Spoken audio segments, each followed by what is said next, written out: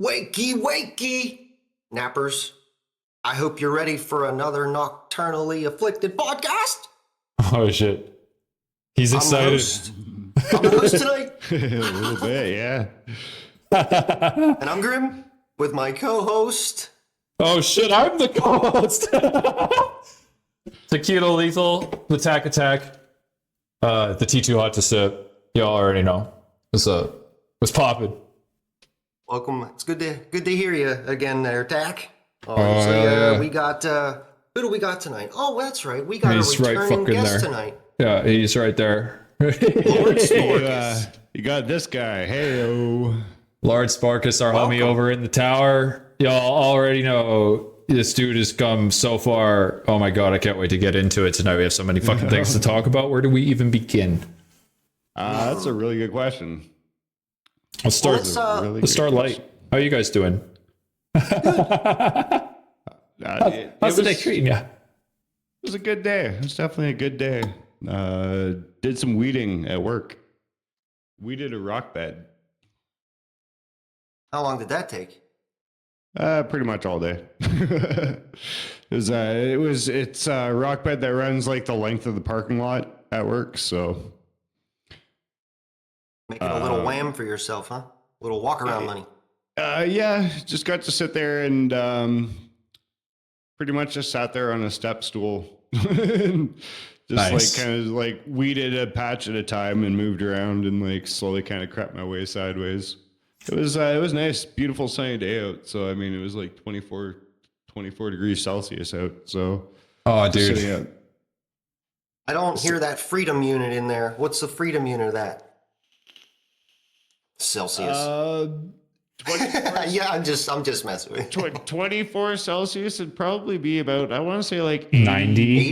80. I want to say like the mid Around 90, 80, 90, yeah. Dang, that's warm for this time of year, hey? Up Yeah. there. It's getting warm, man. 24 degrees Celsius is like summer weather here. It's starting to really suck. You know, like every summer in the fucking company truck, because there's no AC, it's starting to suck. So, you know, it's summer. Yeah, we're Fuck usually me. used to, still 60s, maybe pushing 70s. And I'm much further south than you guys, but we've had such a warm month. It's kind of strange. It's getting there. And Yeah, tonight it's going yeah. down to like 30 again.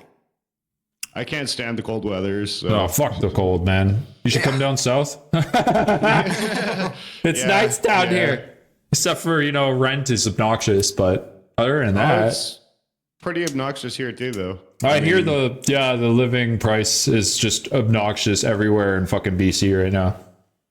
$12.50 for a 1-bedroom apartment in a basement that doesn't even have a patio. So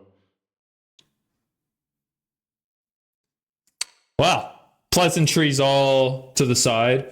So we've had Sporkus in previous shit. We had when we were doing this podcast, like what was that, fucking 3 years ago? We got Jade, and we got Sporkus, we got fucking Sauerkraut. Dude, I saw that guy live on the weekend. Had a chat with him and shit. I was gonna say, I feel like it was at least a year ago now. Yeah, it's been at least a couple, I think. I don't know. Time's 2 passing for us by. sure. Not adding extra months in there, but it's probably closer to 3, yeah. But I think the last time we talked... Oh, sorry, go ahead, Dak. anyhow, we finally got him back, and he's doing better than ever. Don't let me steal your thunder. Please tell us about your journey and how it's going. Well, since I was last on the show, I am now sober. That was thank you. Fuck yeah, dude. I remember you talking about that. The biggest struggle in my life at the time was I never got to meet my biological father because he was an alcoholic, and My mom didn't want him in my life. And my mom didn't want him in my life. And so I never got to meet him because he couldn't keep his life with me, like his relationship with me, separate from his relationship with her. And she didn't want to be with him. So instead of having to deal with all of that bullshit, she kind of just kept him out of my life. And for understandable reasons, you know. But long story short, essentially, he died on an operating table of liver failure. He didn't come out of the surgery. And so when I did finally go track him down, it was like a year after this had happened. And hey, I appreciate that, man, Mr. Puff. I really appreciate that, bro. And thanks, thank you, everybody, really, in the chat there.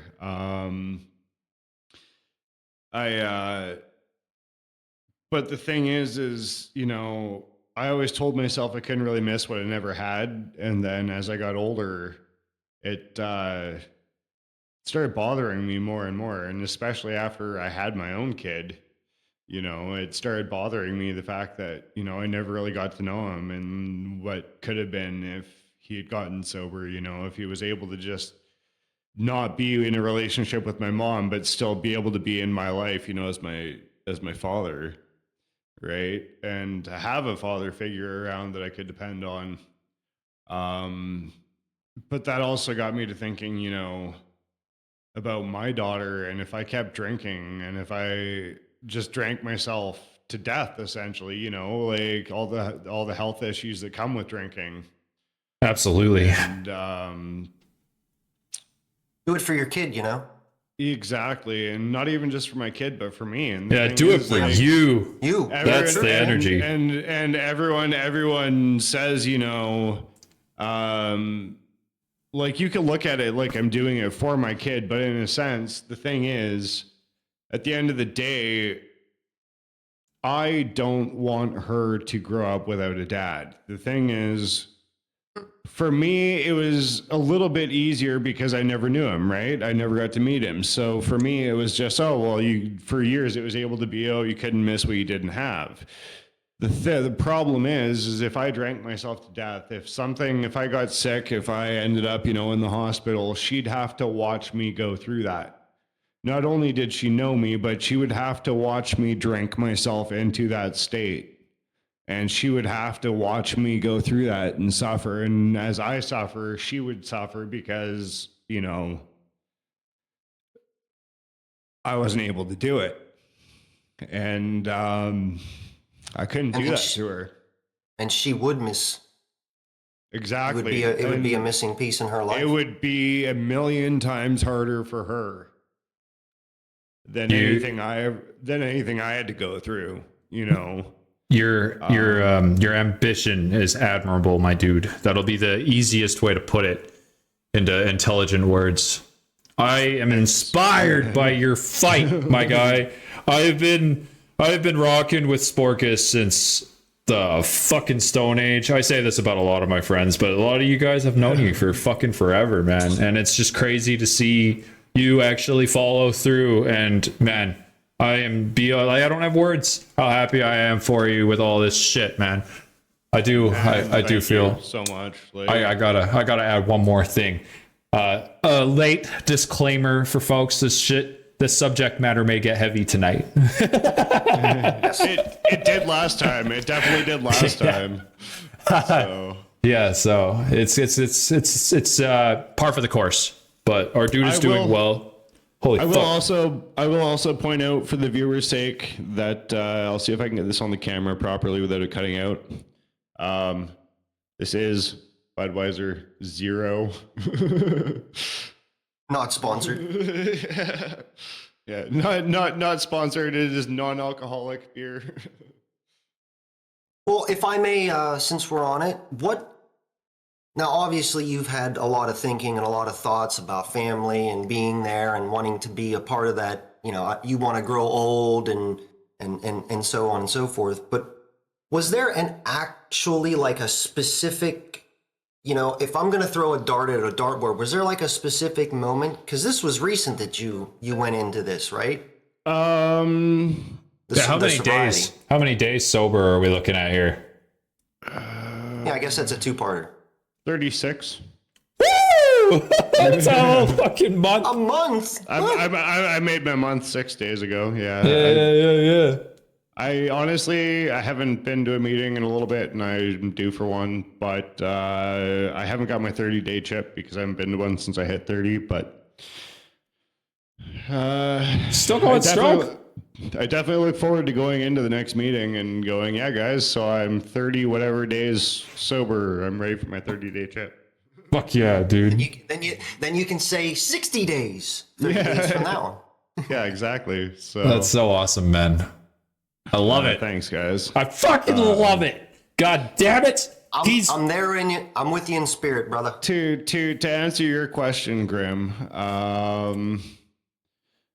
I don't actually know yet, Puff. I'll let you guys know as I find out. I'll keep you guys up to date on my progress. But to answer your question, Grim, yeah, thanks, man, thanks. I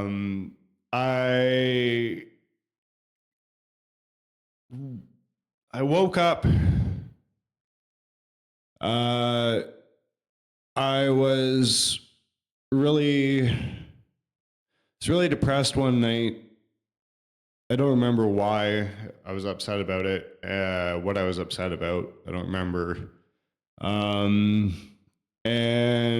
I drank a 2-6 of like high test vodka, and I drank it late into the morning, and I finished off the bottle, and I went to work, and I was still feeling it after I woke up, and I didn't realize how bad it was until I got to work, and I was pretty much still drunk when I was at work, and I got caught. They figured it out. And of course, I got sent home, and it was pretty much dropped down from full time to like 2 days a week, which wasn't even enough to live off of, like pay rent or anything. And then I slowly started working my way back into their trust and whatnot.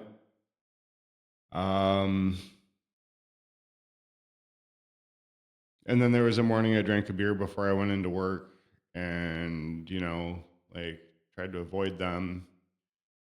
And somebody smelled it on me, you know. And again, they just sent me home, and they gave me another chance, which was really, like, honestly fucking baffling. Like, I wouldn't have given me another chance. I would have been like, okay, fuck you, like, fuck off. And It's very honest of you. like, I wouldn't have, like, if I had to deal with me, like, that's honestly what I expected, was like, if they caught me, it would have just been okay. But then, so they gave me another chance. Well, at this point, I realized I needed to sober up. So I made 10 days on my own. Without getting help. So was that a self-admission then? Yes, it was. Well, good for you. You recognized it. But I wasn't. So I made 10 days sober, and then, because I wasn't on any kind of medication for the withdrawal effects, the detoxing effects and whatnot, I was getting really bad tension headaches.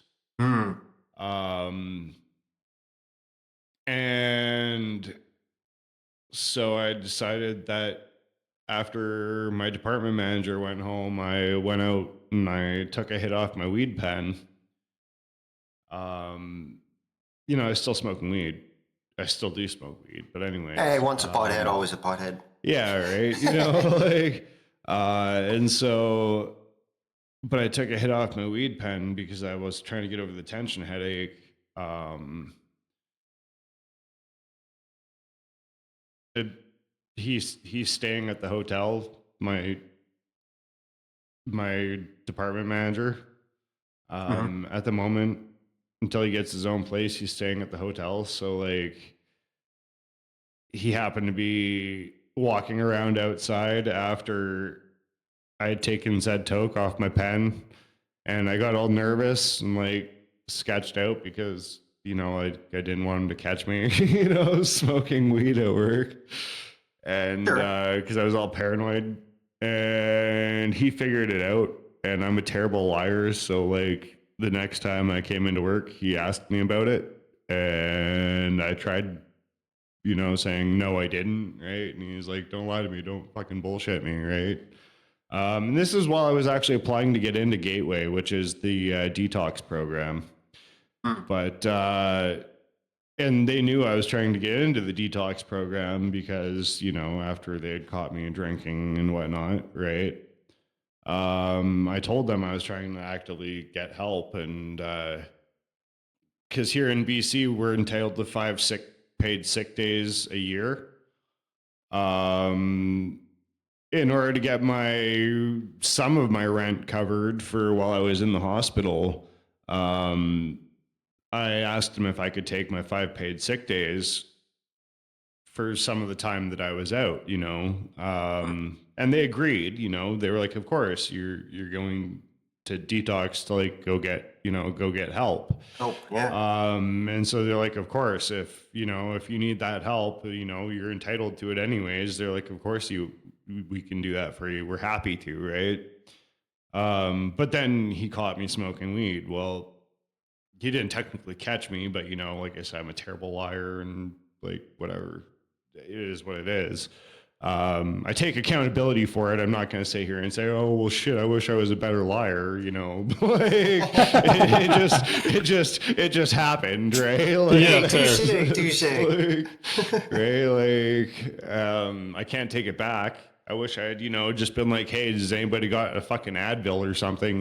Just like waited till I got home to actually smoke. It was like 2 hours away from the end of my shift. It could have just sucked it up, not been a little pansy, but like detoxing is hard. It's Absolutely, not easy. dude. There's going to be obstacles. There's going to be challenges. It's not something that happens overnight, And even the doctors and nurses in the hospital that don't just deal with the alcoholics in that ward. They deal with the drug addicts too in that ward. They deal with everybody that's detoxing. They're the detoxing wing of the hospital. So they deal with people that are coming off fentanyl. They deal with people that are coming off heroin. They deal with people that are coming off, like anything, right? Yep. For sure. And I was talking to them, and no matter which one I talk to, like anytime I mention like starting to talk about like, "Oh, I'm only in here for alcohol, and I don't necessarily seem like I'm that bad," because I was actually seem like one of probably they're easier people to deal with. But like they're like, "You know what though, that doesn't make your struggle any less." And they're like, they kept asking me, like, "How long have you been drinking for?" And I'm like, 19 years. And they're like, "Yeah, regardless of how much or how often, or the struggle isn't any less." And they actually, a lot of them had brought up that detoxing from alcohol is actually, like getting off of alcohol is actually a lot harder in a lot of cases than a lot of the hard drugs because of the stigma. There's less of a stigma to being an alcoholic than being addicted to drugs. I probably would also add in there the ease of access to it as well. Yeah. Like, you can go out and buy a tall boy of beer. You can't just go like, "Hey, you probably could if you just like one of those people that just sits at the dealer's house all day, like finds ways to earn it. But You know, like you can't just come up with like small amounts of drugs usually. Like, Yeah, you can't just get it over the counter sort of thing. it's not like you can go pick cans on the side of the road for, you know, a worthwhile amount of drugs, realistically. Ease of access. Yeah. So if there is anybody out there that's is struggling in maybe your neck of the woods there, would you recommend them going to that place? Like, did they? I assume they treated you pretty good. 3 hot meals a day. I had my own room. I had my own shower in my room. It was like a typical hospital room where you have your own shower in your room and like a little shower room, bathroom. Uh, yeah, I had 3 meals a day. There was a treadmill. There was a recumbent bike to exercise on. Um, when I wasn't going to see my therapist or um, dealing with the doctors, which they didn't really actually. There wasn't really a whole like it wasn't like a rehab center where you know they have like group meetings and whatnot. It's more so just like a detox place where you can actually just be in a safe place where you're just getting off of whatever it is that you're addicted to, and they work on more so like trying to find the right medication that helps you. You Yeah, know, because you're gonna have a lot of withdrawals and stuff. and that's the thing. That's the thing is after about 3 days, I the medication that they have me on was really starting to work. Um, and they did end up actually changing the medication. They started me out initially with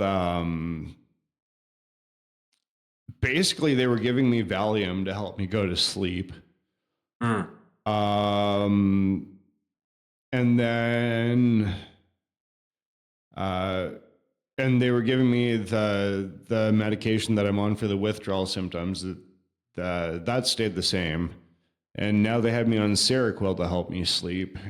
Now that I'm like after the first like 3 days, they stopped giving me Valium. That was more so like a stronger way because you know the initial detoxing and being in a new environment, you know, that you Your know nerves. isn't home exactly, and nerves, and they wanted me to kind of try to get my sleep patterns back, you know. So they gave me something a little bit heavier, but also the interesting thing is the Valium didn't even help.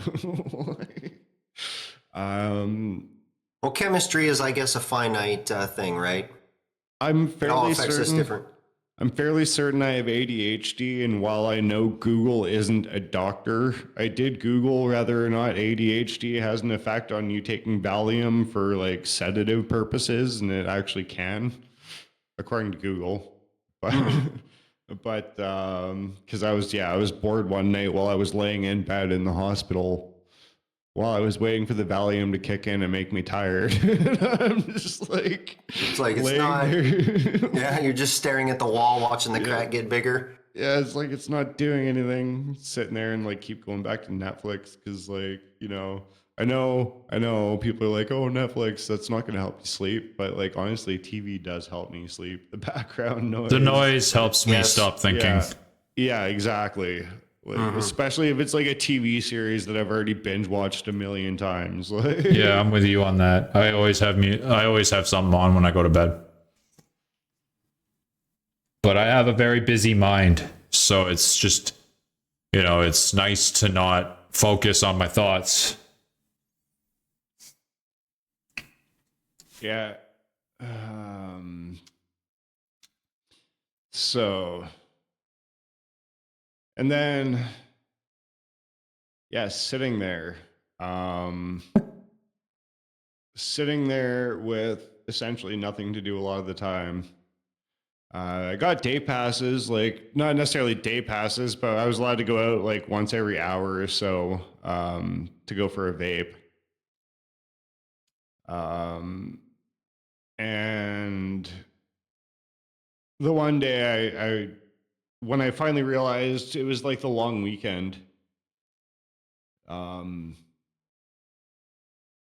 It was the long weekend while I was in there that I want to say Easter, right? Easter weekend was the last long weekend we had.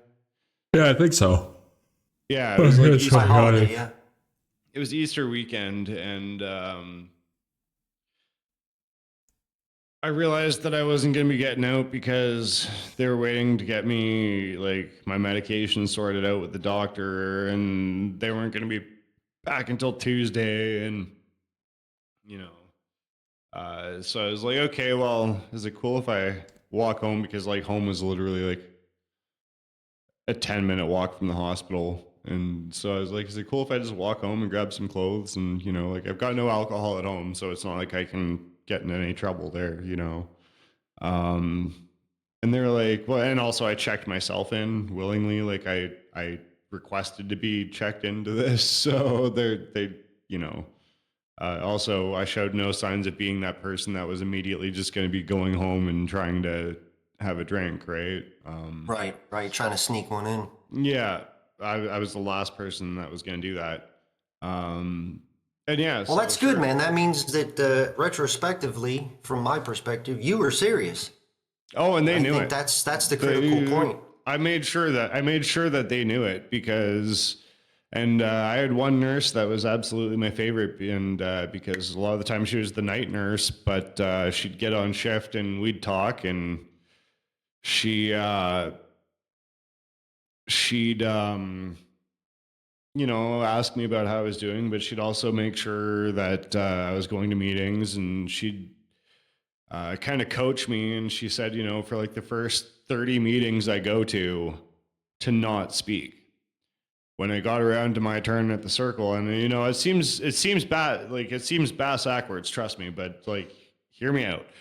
And she was like, you know, to not speak, you know, she's like, it's fine to say your name, you know, say, hi, I'm Matt, I'm an alcoholic. You know, but just say I'm going to pass, but I'm open to advice. I'm open to any advice. And she's like, that will put you miles ahead of everybody else that goes in there that just, you know, starts going in and sharing. And, you know, she's like, I'll put you miles ahead. It'll gain you so much respect with everybody that's actually there and determined and, you know, like been around the block.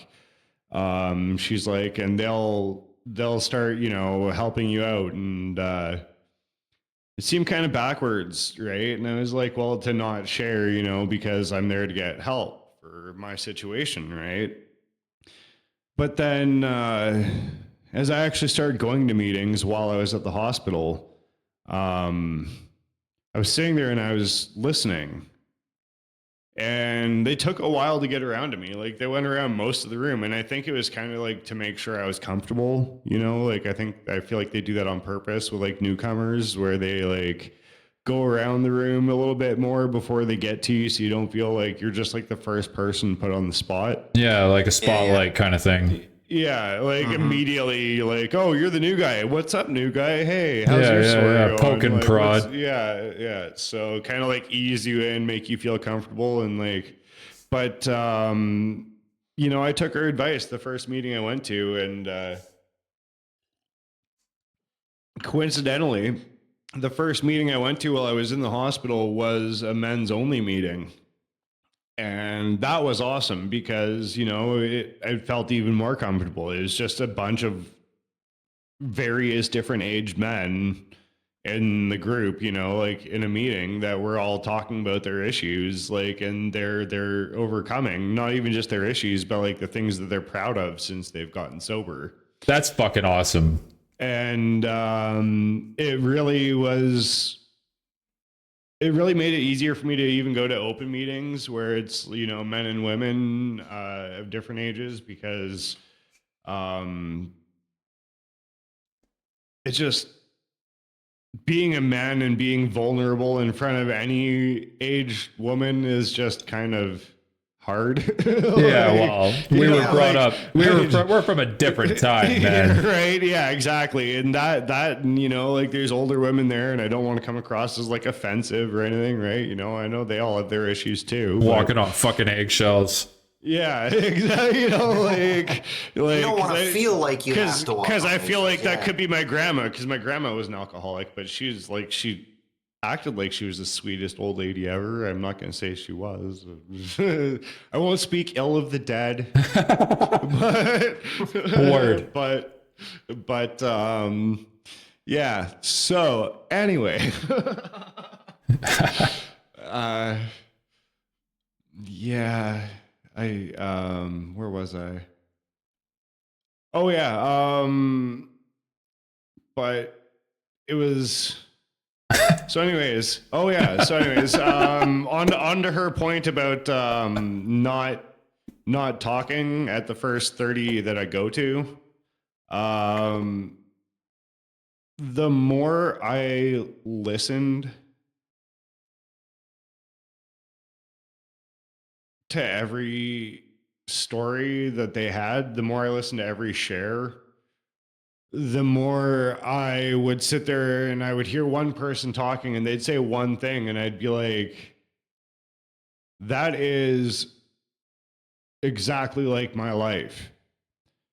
And one person would just say one thing that would be exactly like a situation that I was going through or had gone through with my struggle with drinking. And then somebody else would, like, you know, two people later, they'd be doing their share and they'd say something and it'd be a different aspect of my life that I struggle with. And cheers. It's crazy to imagine, right? That like when you open up about this shit, that like so many people resonate, you know, like we all have our own fucking internal battles and shit. I can kind of relate to some extent. So as I was listening and as the more people shared, and they all shared, and not everybody, but you know, like as like 10 people out of the group of like 30 would share something that resonated with me with like an aspect of my life and my struggle. You know, I actually feel sorry to cut you off. No worries. I feel compelled to bring Real Lot into the light here with this as well, because he quit just before 420 and he's not been smoking weed, so he's got his own fucking battle as well. Like that's really cool, man. You guys are doing the thing, and I believe in you guys. You guys have my support. Like good job. Fuck I really want to make that abundantly clear. I get it. I'm over here hitting the bong and then I'm like, fuck yeah, you're not smoking weed. But like for real though, you know what I mean? Like, yeah, I'm hitting my pen and going, hell yeah, you know. Power to you, buddy. What comes down to, I guess, is how much of it is controlling your life. And in your case, you know, this alcohol was taking it away from you. And that's a demon you fought with, you know? I was letting it deprive me of all happiness. Yeah. And my sense of humor. I thought I had an okay sense of humor before, but like even in the hospital while I was on medication and starting to detox, like I'd start making ridiculous jokes in the hospital and like just crack jokes, and like the nurses and doctors would be like laughing at me. And, you know, I'm not used to sitting there and just randomly being around random people and just cracking a joke and having them laugh, you know, just like being I do love being enough. a joker. It's being lighthearted enough, and like, yeah, man, that's great. I'm sitting there and like April Fool's Day passed, and like 4 days later, I'm sitting there in the hospital. I'm like eating lunch and I'm staring at the cart out in the hallway with the empty sample cups, and I'm sitting there and I'm fucking drinking apple juice while I'm eating my lunch, and I'm staring at the sample cups on the cart out in the hallway, and I'm like, fuck. I should have fucking walked around with a sample cup full of apple juice on April Fool's Day and been like, Like walked up to the nurse's station and been like, yeah, so and such wanted me to bring you their sample, and like it seems okay to me, and like sit there and take a sip out of the sample cup. Oh, acting like it's pee. Acting like it's their piss sample, you know, apple juice in the sample cup. Just like steal a sample cup off the cart and like fill it with apple juice and be like, yeah, seems fine to me though. I don't know why. Yeah, it seems like he's pretty healthy, Doc. But like totally missed an opportunity. Like, man, you know, like, and I'm stuck in a hospital with nothing to do, and I totally missed the best possible April Fool's joke I could have pulled. Like, You guys are all gonna laugh at me, but I have to get mine in too. We're gonna talk about all this, like, you know, overcoming. Oh, we're gonna major throwback here. Overcoming adversity. Anyway, yeah, mine and the one I've been doing, I do it every few months or so, is I do a caffeine cleanse. I know it's just fucking caffeine, but it's like the same kind of thing where it's like, you know, I mean, it'd be pretty, I guess you could compare it to cigarettes and nicotine, because, you know, it's so routine and so embedded in your everyday life. And it's it's a hard one to break, but every time I start, you know, like I'll go a day without having a coffee and I start getting a headache. I'm like, holy shit, man, I need to take a step back. Because I'm developing dependencies here. So, you know, coffee or an energy drink, one of the two. Yeah, I've always got, dude, I got Monsters on lock, constant. So it's like, you know, I got to take a step back here and there when I start getting the fucking dependency. Like, I need a Monster to function. I never want to reach that. I hate the concept of a dependency. Like, the only vice I have that I can't kick is nicotine, man. Like, I've overcome all my other fucking, you know, I get cravings and I gotta fucking have it kind of thing. Like, obviously not food. Food doesn't count. We need food to survive. Yeah.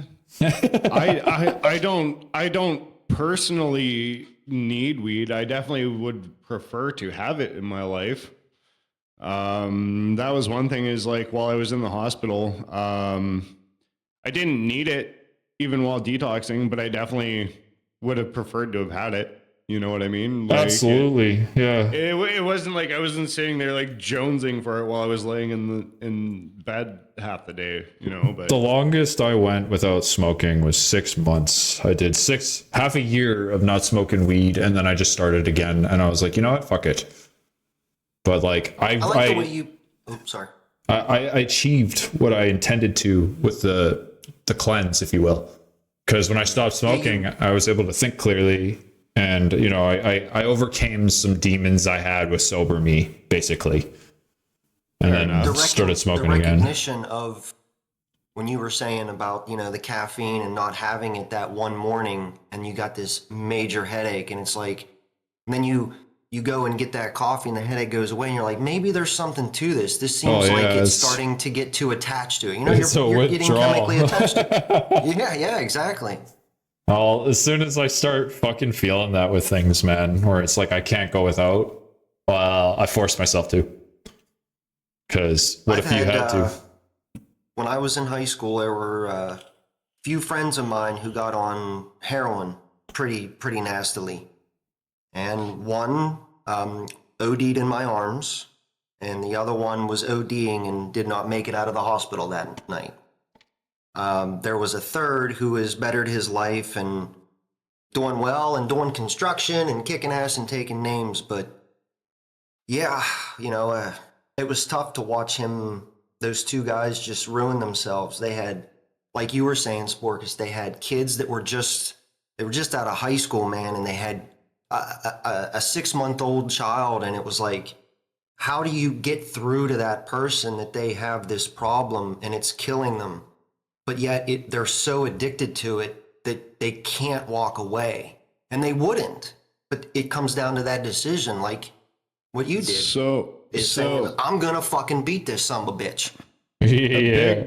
A big part of the reason why.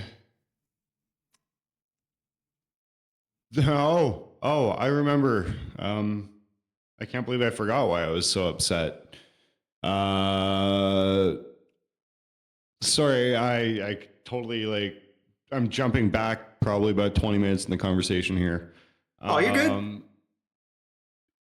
The reason I ended up drinking so much the night that I drank the whole 2-6 and then was still drunk the next day. Yeah. Back in January, I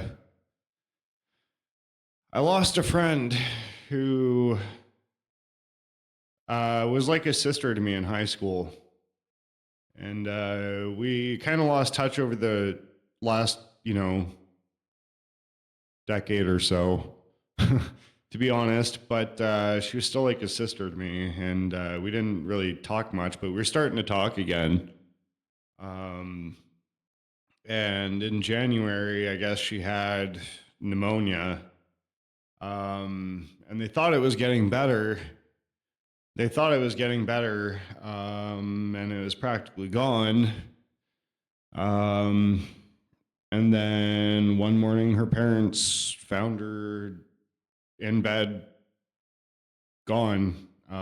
She had had a heart attack as a complication from the pneumonia and passed away in her sleep. And after having lost a real sister to cervical cancer a few years ago, I just couldn't lose another sister, Last June, I had a buddy who I used to live with here in town, and I used to work with, and I'd known him for years. Like,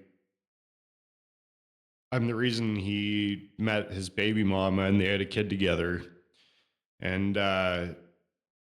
they used to joke that, like, thanks for introducing them, but at least they have a kid that was like worth it, And they weren't together, obviously, anymore.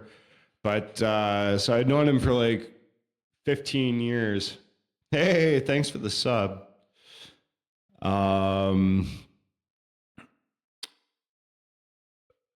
Anyways, known him for like actually closer to like 17 years, 18 years. And he, over the last few years, he had had a struggle with crack. And he had recently gotten sober. And clean. And he had just gotten the job he really missed doing, that he was really good at, made a lot of money, got to travel for work, got to, actually could afford to live comfortably, have a decent life.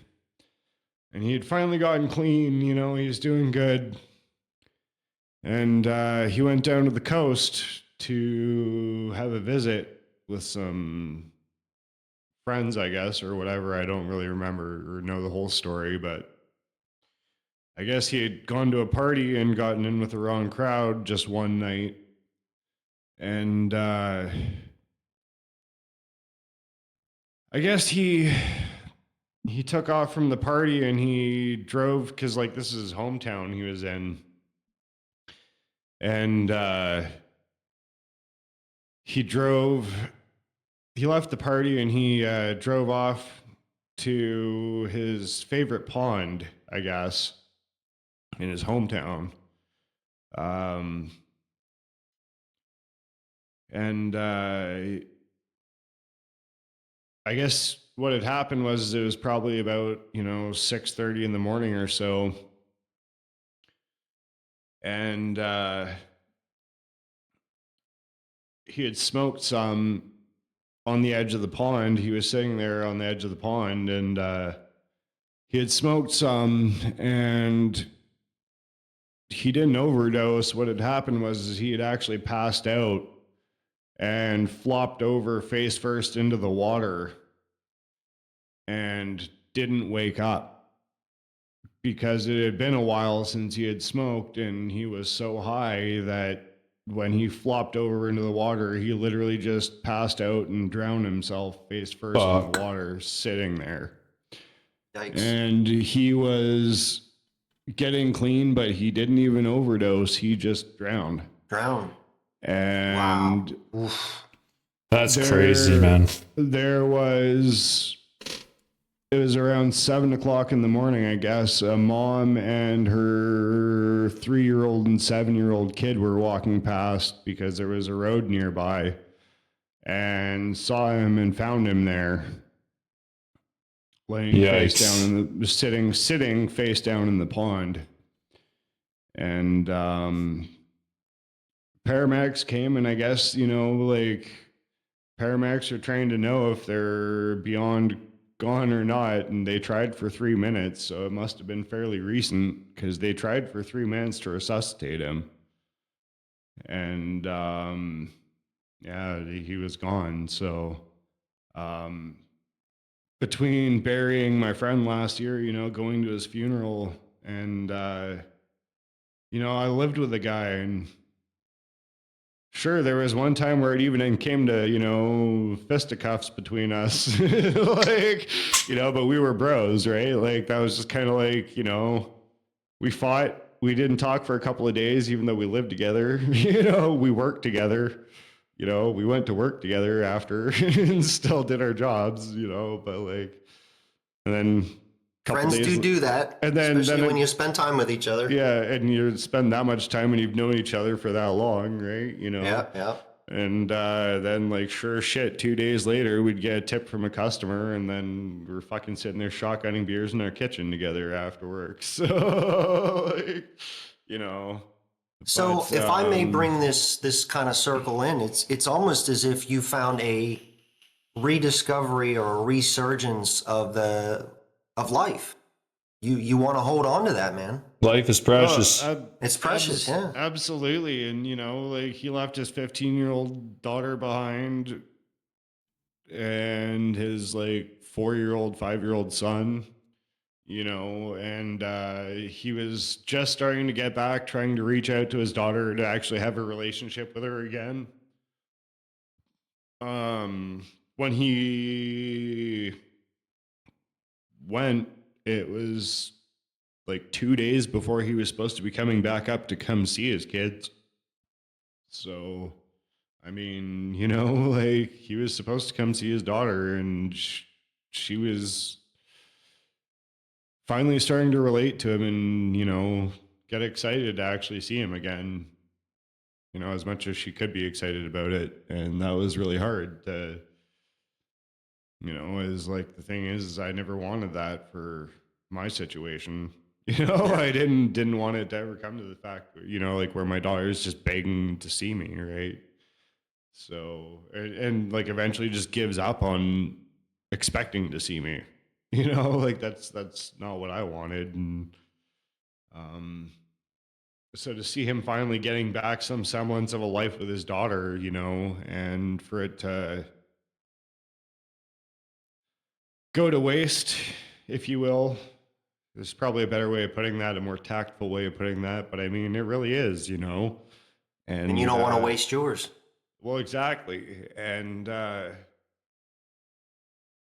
but just the determination, even though, the medication's helping, I'm still on medication for, cravings, so I'm still on medication for detox symptoms. I'm glad you mentioned that. Because Hut was asking earlier if you were still going through withdrawals 30 days later. I've noticed there are days, and for the 14 days I was in the hospital, they kept testing me for shakes. They test everyone. They, put out your hand, right? Mm-hmm. And, I put out my hand, and they're like, "Oh, you're not really shaking." And for 14 days, the most I had in terms of shakes was maybe just the slightest little tremor. And there was one day where it got fairly bad, but Now that I'm out of the hospital and I'm actually out in the real world where there's actually stressors in my life, it is different. I do actually find I have gotten the shakes occasionally, but it's not like Crazy. convulsing. Do you think that's because of the The alcohol, or medic. just maybe just the nervousness of life? You know, the anxiety of life, I suppose. Well, I mean, I do have generalized anxiety disorder as well. Yeah, Gotcha, it's gotcha. tough. On top of being a 19-year recovering alcoholic. Yeah, So, fair. and I have a feeling I'm slightly ADHD as well. So, the jitters, like the shakes, it's more of a recent development though, so I feel like it's because I feel like it's because of the detoxing. 36 days in, I don't feel like so much the detoxing, and I feel like it's a lot just more nerves. Hmm. Makes That's sense. good. It's gonna be a mental game, you know. It's well, that's the thing is because I don't the medication I'm on for cravings is actually really fucking amazing. Interestingly enough, okay, so there's a story from when I was in the hospital. It was like day 5. I want to say it was like day 5 or 6. And I want to mention after I got into the hospital, normally it takes me when I was trying to sober up on my own, it would take me about 4 or 5 days, and then I would start getting really irritable. I'd get headaches, I'd be really foul to be around. Nobody'd want to fucking talk to me. Like, I'd chase everybody away. People know. Even people here, I'm pretty sure, sadly, know. Um, I got bad, Um, but Well, yeah, your body's crying out for something, so it's going to drive you. but It's grabbing hold of you. so I could tolerate it. I could deal with it for like 3 days, 4 days, and the doctors and nurses were telling me, the average person, it's like 3 or 4 days before people would like really start heavily feeling the effects of withdrawal. And for me to heavily feel it, like, sure, I'd get cranky, but for me to really heavily feel it, it'd take like 7, 8 days for me a lot of the time. Because there were stints where I did like 2, 3 months sober on my own, but those were really hard for me to make. Like, real, I don't even know. But then I'd always fall off the wagon, and it'd be 10 times harder. Every time I fell off the wagon, it progressively got worse and worse.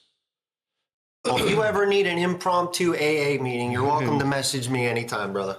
I appreciate that, man. Hell yeah.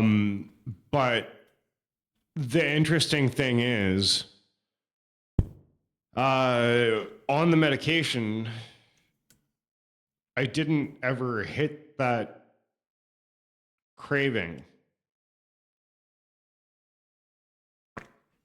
Like, there were like stressors that would come up.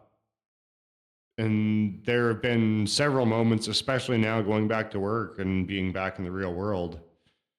Several moments, including the fact that I currently actually don't know how I'm going to come up with my rent. But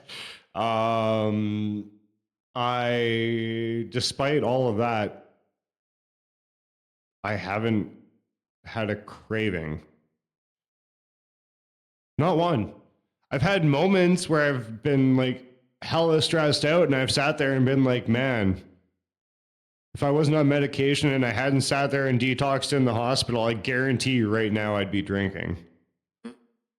You're reflecting on the old you. But like, I'm recognizing the stressors and recognizing, like, I know old me. I know old me better than anyone, obviously, but like, I sit there and I have moments where I'm like, I know right now If you got the I chance, would want a drink, and I if you- don't. if you got the chance to meet old you, what do you think you guys would do? Because I know for me, if I met old me, we'd have to fight. I was gonna, dude. That's so hilarious that's what you were saying. That's what you say because, like, I was about to say, I guarantee you, old me would probably look at myself and go, "You're a bitch." Fuck you. Fuck you. There's no way you just went to a hospital for 2 weeks. You fucking got on some medication. You fucking little bitch. You didn't go on. You refused to go on medication. Fuck you. Lay the smackdown on that idiot. Same here. like why the fuck would you get medicated? Like you fucking hate the idea of medication, and like here you are going and getting sober, you fucking idiot. Like you're not good enough to amount to it, so like what's the point? You might as well just drink more. Like, Fuck him. Twice.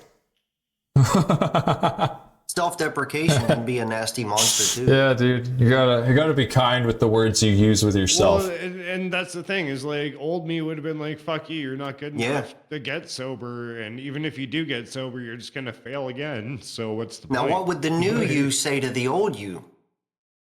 Yeah, this is the part I want to hear. Honestly,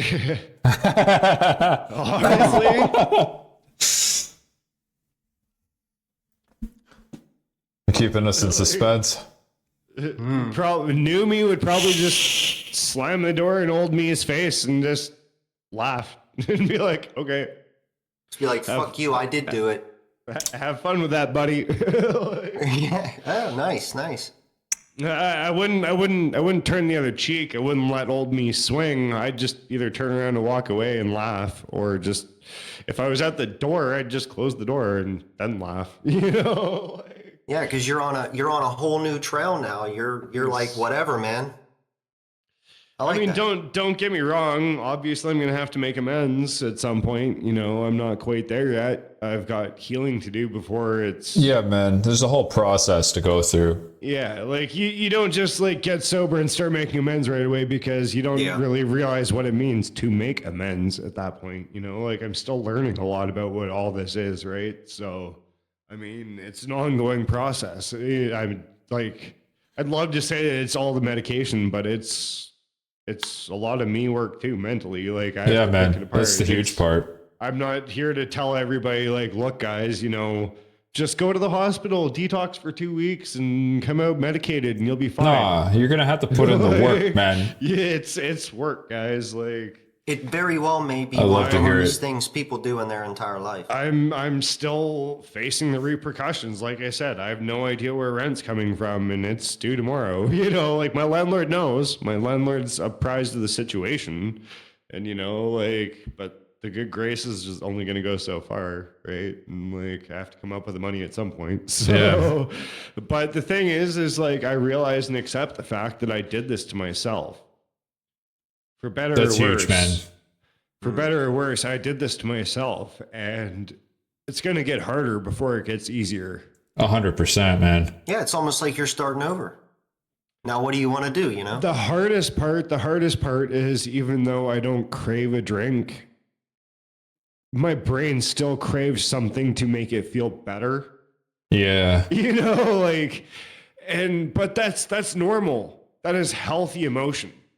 Yeah. That is healthy emotion. The craving, wanting to feel better. Everybody feels Human nature, man. We all like, when we feel like shit, we want to feel better, and we would do anything to feel better when we feel down and out, when we feel like at our lowest point. See, that's why I do herbs. But- I have a little herb garden for myself, and I just love planting things and watching them pop I was up gonna say, and going, I did that. I do herbs too, just not that kind. Just, well, you know, it's an herb, man. One of I my like sage and You can put your tarragon. weed in there, man. One of my favorite quotes as of recent has been, stay moving. It's harder for depression to hit a moving target. Ooh, Yeah, man. Oh, I like that. That's why I stay so fucking busy. Like, unveiling the curtain, folks. You know, like, fucking depression is real, man. It's a huge fight. I don't talk about it a lot just because, you know, I'm fucking eyes forward. You know, that's the energy I try to put out there. And it's huge, you know, it's like I fucking go through struggles. Everyone goes through struggles. And it's just, you know, like, I don't know, man. Eyes forward. So, I don't know where I kind of lost the thought, but when depression. When I knew I was going to get through it, and that I was actually in this for the long haul, and that I was going to do it, was day 5 in the hospital. Like I got sidetracked from this story. It was day 5 or 6 in the hospital. I went out for a vape break. It was just after lunch, went out for a vape break, you know, and I got outside the hospital doors, and there's a planter right outside the hospital doors. And sitting in the planter was a Mickey, the vodka, with like a shot and a half left in the bottom of it. Right outside the hospital doors in the planter, there was a Mickey with a shot and a half of vodka in the bottom of it. And because it's vodka, you know, I couldn't tell if there was anything in it. I mean, I was curious, but like, interestingly enough, I didn't immediately start craving it. I didn't sit there and have a thought about picking it up. I didn't like start going, oh my God, and like have to sit there and convince myself not to grab it and take that shot. I was just like, huh. Literally, my reaction to seeing it there was the most shocking reaction. Like, it, to this day, it shocks me, the reaction I had, because I will never forget that moment where the universe was tempting me. I was thinking the same thing. Go on. Where the universe is tempting me.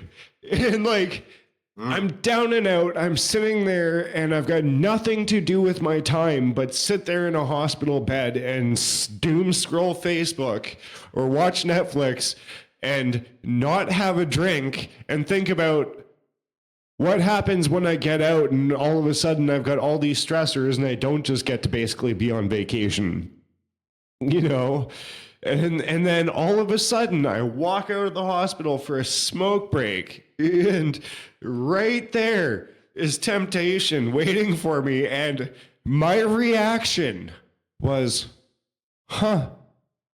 As in like, I wonder who left that awesome. there. It was like, What a change in thoughts, huh? like, it was just, huh? Who left that there? And then I was like, okay. So then I like grabbed my vape and I like tapped it because I was just curious to see if they were like left anything in it, as in kind of like a, you know, are they such a alcoholic that they down the whole thing, right? You know, just to see. And there was like, that's when I noticed there was like a shot and a half left in it. And I just kind of laughed. I was like, wow, what kind of alcoholic is in a hospital and doesn't finish the last shot, right? Like, you know, that was more baffling to me. I was just like, you know, thinking about it from like an alcoholic's perspective, but not wanting it, not being an alcoholic. Like, I am an alcoholic. I'm a recovering alcoholic, but I'm an alcoholic, right? But That's such a different mental, outlook on that situation. But just the reaction to this day makes me laugh, and I'm like, you know, like just that shift in my reality, and perspective is a powerful thing. And so I went and I sat down on the bench, and you know, I sat there and I vaped for a minute, and then I thought about it, and I was like, you know what? It was like, there's a chance that one of the other people themselves there willingly left that there. And that somebody that came to visit them left that there for them, and they left that there when they went in. And I was like, I'm going to be a real asshole. And I'm going to make their day kind of worse because I'm going to go throw it out. So I did. I got up, I grabbed the Mickey, and I walked over to the garbage can and I threw it out, kind of like grinning with a smile on my face. Woo, like, yeah. Like, suckers, you're going to come out while you're like jonesing for a drink while you're in here to detox, and you're not going to have that last sip. You should have had it before you went in. I can't imagine the universe, if it has any eyeballs to see, just to see you pick that up and be like, oh no, and then you throw it away. Like the universe tempting me and me just like casually laughing in its face. Like, no. Well, hold on to that, man. That's fucking awesome. But I do struggle. And like, but that was, like I said, that was day 5. And that was on medication. And the thing is, to this day, I've still been faced with situations. Like, I work in a hotel. Like 3 days ago, we were in a room and the guests checked out and they left a 40-pounder of vodka in their fridge when they checked out. For those of you that are in the States, that's 1.16 liters, which I couldn't tell you what that is in gallons, but... like the big glass, like jug, old school jugs. Yeah, so like a milk jug is 4 liters. So like a liter is... Anyways, like a standard regular size milk jug, right? It's 4 liters, so... Yeah. I guess that's probably like a gallon of milk for you. Yep. Yeah. So yeah, like a quarter of a gallon, basically. Anyways, the vodka left a full bottle uncracked in their fridge, and like a third of a bottle of whiskey on the counter and 10 beer. And I ended up going into the room to do some maintenance work while it was full of all this booze that they just left behind. And yeah.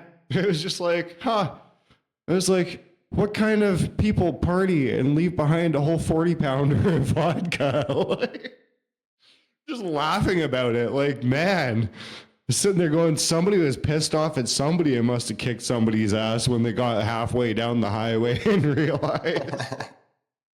Shit. We left the fuck it. Well, if I may, you're 36 in.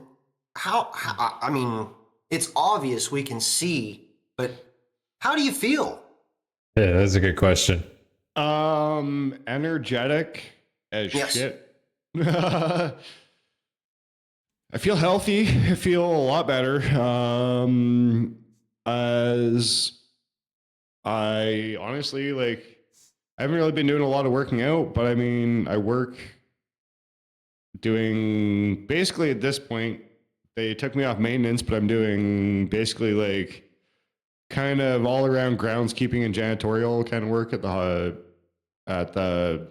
hotel right now. So I'm doing a lot of walking for work and up and down stairs all day and whatnot. And do you have to wear steel toes? No, I do not. I'm losing that beer gut though. Nice. That's what I was getting towards. Hell yeah. No, that's awesome, man. Oh man, adversity is on and I can't hear it. Yeah, I want to add to this, but I've been being polite because it felt like you had to get that off your chest. I want to add to the depression when I was talking about it. Like the quote, depression can't hit a moving target. Oh, yes, sorry. Oh, you're all good, man. It felt, like I said, it felt like you had to speak on that. Yeah, I kept trying to get that story out, and then I kept getting sidebarred. Forgetting I was trying to say something, and then I was like, oh, it came to me. Yeah. But what I'm getting at with the whole, depression can't hit a moving target. Yeah, of course, depression is going to get to you eventually. But, it's like how I base my life, and that's why this music shit is so goddamn important to me. And why I'm like, yo, you guys got to try because it fucking helps, man. It's giving yourself something to feel good about, and it helps me on a daily basis fight my fucking demons, you know? It's like Taquito Lethal, you know, when I created that whole fucking thing, it became what gave me the strength to be a better me. And that's why music is so huge to me, man. And like for it to be something that grand a scale for me, it's like anyone who's important to me, man, I'm gonna try and ask you to fucking do it to see if it helps you too. You know what I mean? And it's like it becomes a part of our legacy together, you guys. We put out these fucking songs, just like Adversity. That was what, 2 years ago? And this is something that will stand forever the test of time. This is a song we all came together and put together, and it's a fucking banger of a song, man. And that's Oh man. like.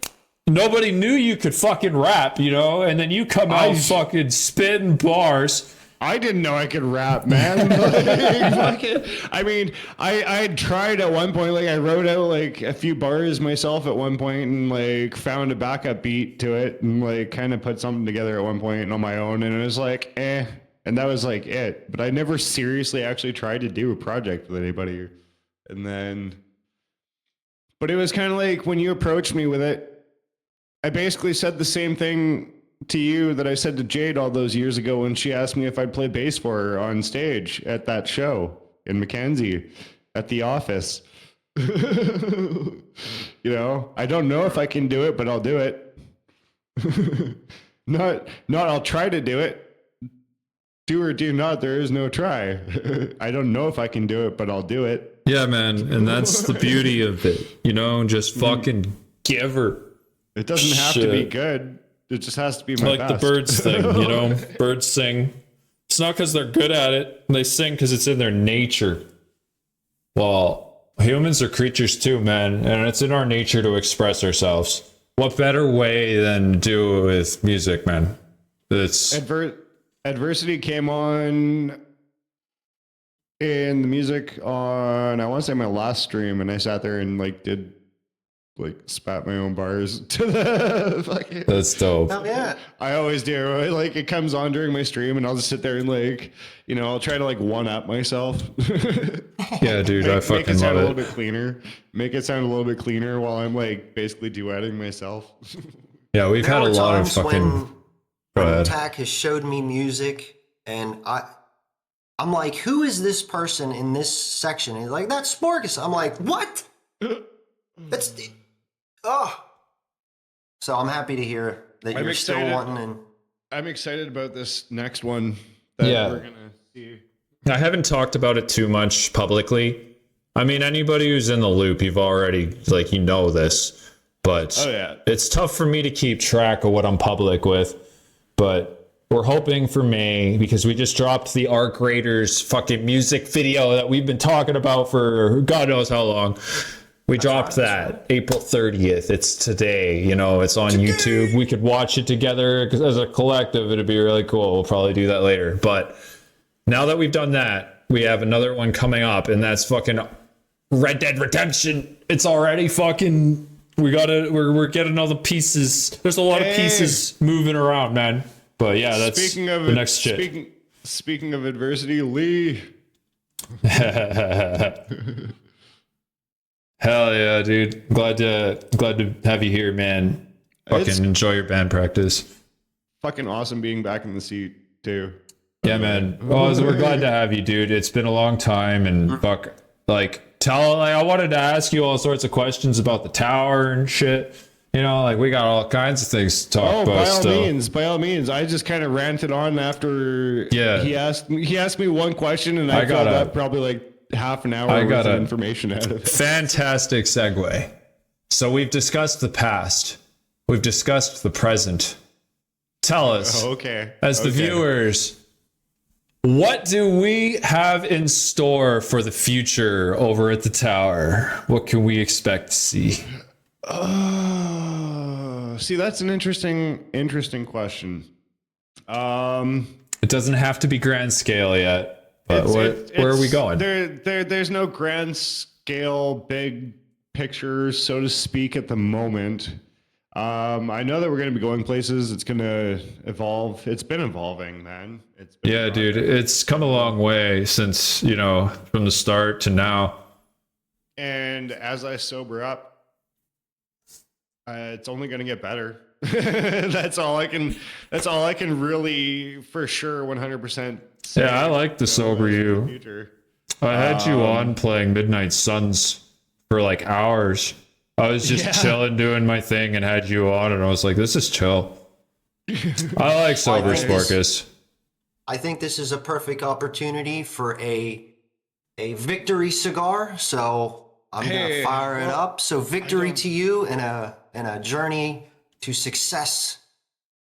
Well, maybe in your future. I will cheers my near beer to your victory cigar. Thank you, sir. Hell yeah. I'll take it. Yeah, so we got a Red Dead thing coming. Also, another thing I wanted to mention. This weekend on probably Saturday, I think we're thinking the evening, right? Yeah. Yeah. So we'll get together, guys, for a fucking Red Dead thing, and we'll just go fuck around. I don't know what we're gonna do, but it's gonna turn out great. Snowy's a goddamn wizard, and I'm gonna help him with CapCut this time around because we have to get all this shit together for May. And then, oh, buddy, the shit that's to come after. Oh, fuck. It's not going to stop, dude. Now that we've started, this is what we do now. So I have a question for you, Tack. Oh, cool. I actually have a question for you. Oh, shit, now you're the host. That actually kind of pertains to your question for me, so it's related, I assure you. Perfect. Now, we have the one particular project that we had talked about while I was still in the hospital that I had a lot more motivation coming out of the hospital about. Right. I believe you said you were potentially thinking of revamping that. So the intro. Okay. I'm curious which one you're talking about because there's several. Just be out with it. Which one? Outside of the box. Outside the box? Yeah. I could revamp it. How about this? Once you got something written, I'm gonna I'll mold the beat around what you got. Because that's usually that's how I've been working with all our recent stuff, like the Arc Raiders one. Perfect. How I did how I'm going to do Spire once we get all the fucking parts for that. I'm basically gonna wait for all the recordings. I was gonna do it with Deep Rock and Red Dead as well, but that's why I was stressing getting those ones done for so fucking long, is because I lost the recordings, so I was stuck with what I had, and it's like, well, these beats, they're the way they are. That's just how it's gonna have to be.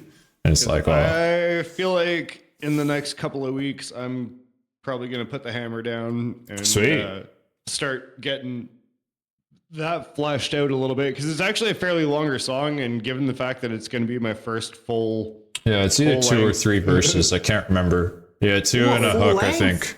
Yeah. I sent him a beat years ago, a beat that's actually really fucking dear to me for a story I'm not gonna fuck with right now, but it's a real old beat that I brought back to life when I started doing the live production streams.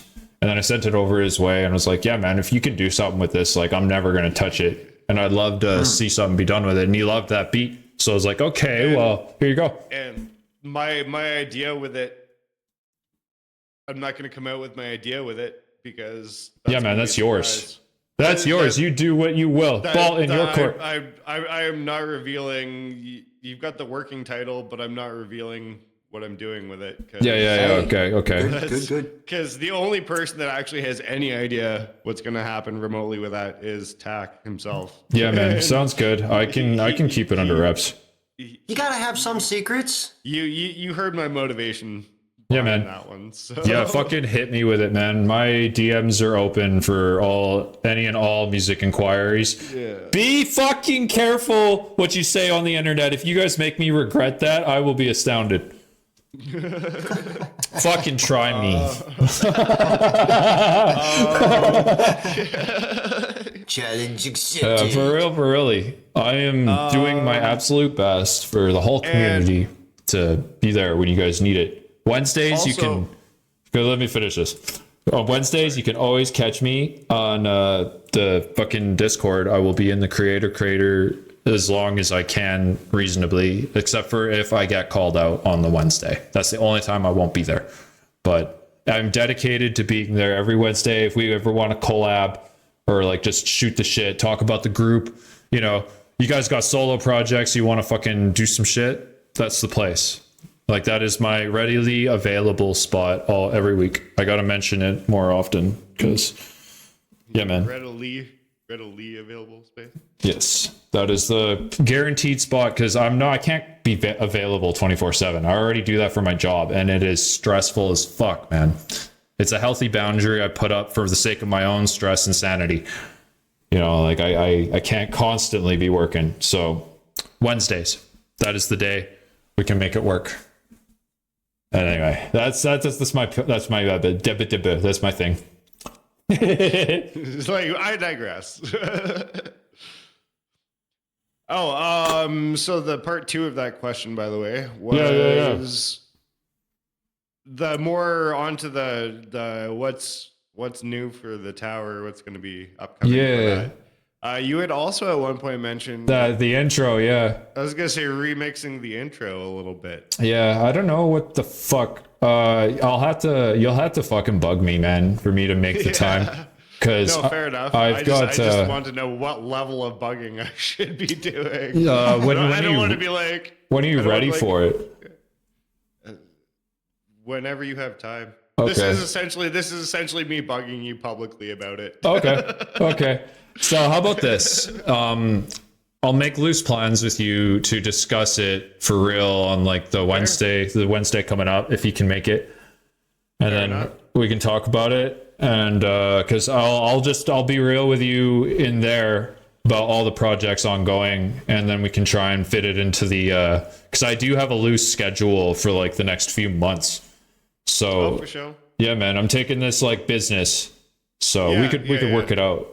You know, like this is when I could do it, kind of thing. No, absolutely. I'm definitely willing to work around your schedule because what choice do I have? For one, and for two, because I love you, bro, and I just appreciate that. I love you too, dude. Awesome in doing that for me, even. Yeah, man. I don't do this for fucking everybody, you know. Like this is a big thing because I did start like that, but no. I had to box with you to do that shit. I get my own theme song stuck in my head. There are days where I'll just be sitting here doing work on my stream and I'll accidentally click over to my intro and I just like sit there and let it play for a minute. So you bring this to me. You bring we'll fucking go at it. I haven't dared to open the old project file, so I don't even know how it's gonna go over. Because to make that one, I think it would probably end up, even if I could load the old project, it would be a complete overhaul. We'd just start with the sample fresh and then go from there, because I think I could do a lot better with it. But then again, I haven't done sample work in a while. Just have to fucking hit it and see what happens. So hey, you've been talking that you wanted to get into samples again recently. Yeah. Give it a little try. Yeah. And I'm always looking for shit to work on, even though I got all these fucking things. It's like, fuck, man. We could squeeze it in, I'm sure. I still want to get into sound making. Yeah, sound design is a whole fucking thing. That's like dubstep, you know? Just making sounds that get used in like video games and movies and stuff, you know? Like it'd be a cool hobby, yeah. Ambient sounds that you hear, like, you know, like a hammer drop or something, like in a video game. Because, you know, like the hammer falling on the floor in a video game probably isn't actually even the sound of a hammer hitting the floor. Like, you should talk to Slinger sometime, because he went to school and fucking did shit like this for, you know, like short movies and stuff. Getting the sounds and the fancy microphones for like squishing a watermelon and shit. Yeah. Isn't there a school in Vancouver for that? Yeah, I think that's where he went. I could be wrong, but I'm pretty sure. Probably went to the school. Either that or the I island. to. Yeah. Probably went to the school I want to go to. Oh, he's here. How opportune. Yeah, I'm pretty sure he's here. He's right there. Hey, how you doing? We're talking shit about you.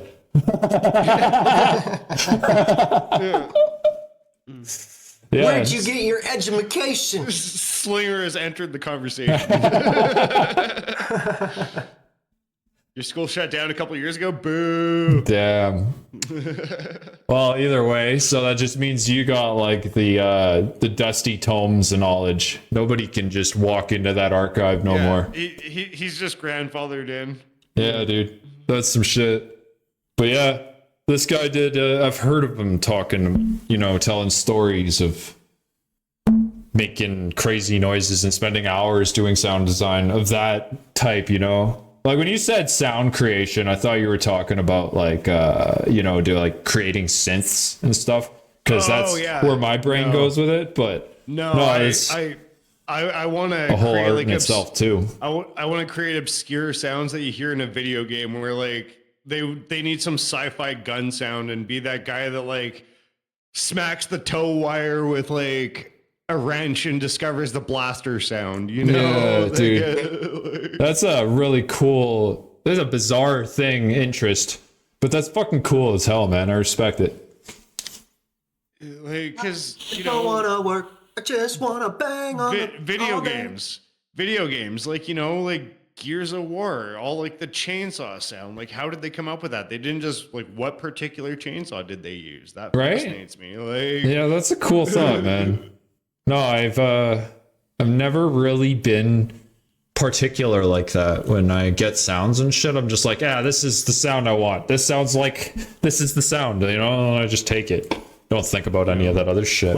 Like Halo, the battle rifle, what weapon did they use particularly for gunfire? What caliber size did they use for the gunshots? Oh, was it even a gun sound at all? Well, exactly. Did they just like smack a metal plate off a table or something?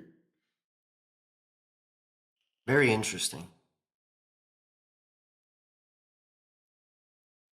And the reason that actually got me interested in this was my copy of Borderlands 3 on Xbox is actually like the director's cut of Borderlands 3. And they actually have all of like behind the scenes like sound effects creations for the game, where they show you how they like create the sound that like the skags make, like the animals, the skags, like the skag whelps and whatnot. They're like creaking, groaning sounds that they make and whatnot, like the monster sounds. They actually show you how they make them. And this guy's like grinding a ceramic plate off of like a metal, like a ceramic like kitchen plate off of like a metal, like a steel like slab or something like that, to create this like kind of like creaking, like groaning noise for like this monster. I was like, holy fuck, that's so cool. Like, that's interesting, man.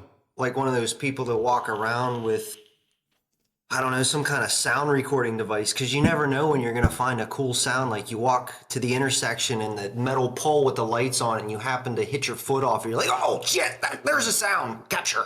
It's funny. Okay, we got these Jimmy bars. Well, I lost mine actually, but it was weird because they were the exact same make. It's just like a hand pry crowbar, little fucker, but like sturdy, Milwaukee built, and it fucking, we'll stick it into a fucking subfloor or something and crank that bitch with a hammer. But for whatever fucking reason, one of the guys I work with, the sound of him hitting his fucking bar is like a different ting than the rest of them, like a different alloy or some shit. And I'm like, dude, why does yours make a cool ting? And what the hell? I want mine to sound like that. Holy shit. I had to intervene with that because it's so relevant. Oh, absolutely. Yeah. Well, you need to get LordSporkus there, and he needs to record that so he can do his sound design next time. Yeah, dude, it's And you got can't a have the sound. it's got a really nice ting, man. I can't even like. I'm just like, man, that's nice. That's like, I could use that. You also gave me an awesome idea to like start keeping my recorder handy on my phone so I can start recording random, environmental sounds. You gotta get one of those Inspire you. fancy microphones. You walk around yeah. like What are a the sound tiny- the guy with the microphone when they're doing like a tiny- video shoot. The tiny little Bluetooth microphone where they're like doing an interview, but it's like they're pinching it's like their a- fingers together. Oh, Fucking yeah. The little sketchy fuzzy dudes thing just on like, top. yo, you wearing a wire? It might as well be. It is a wire-sized microphone that they're just holding with two fingers.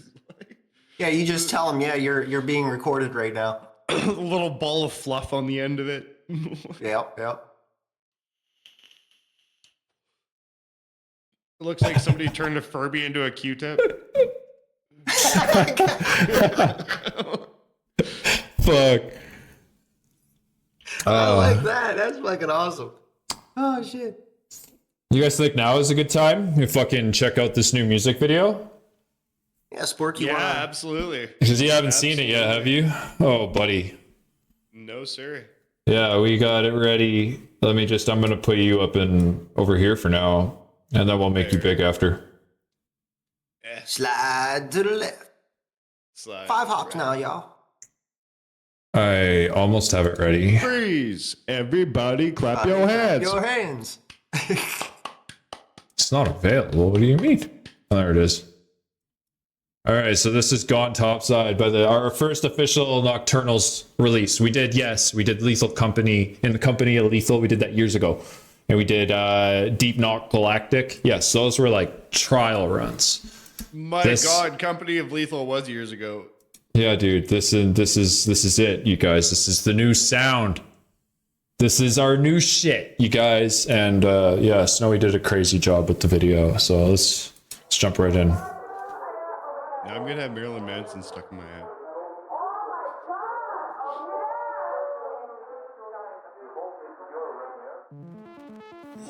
Welcome back to Speranza. Here we stand in the light, and some give, and some take. Hold your ground, use your might to speak.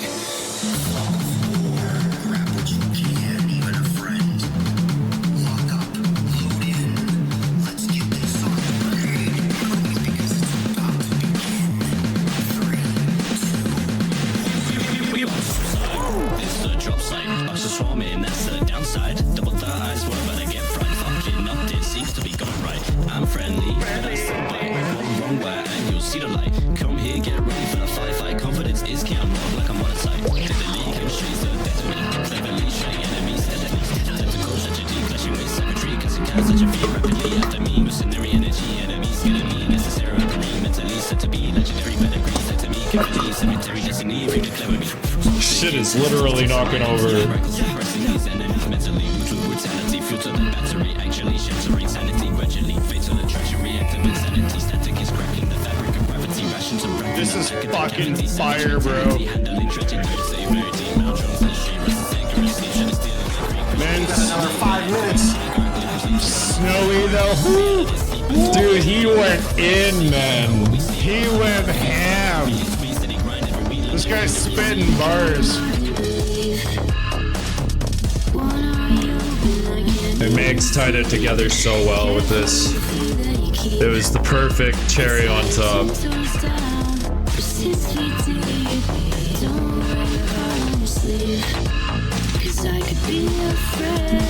Easy to sing to.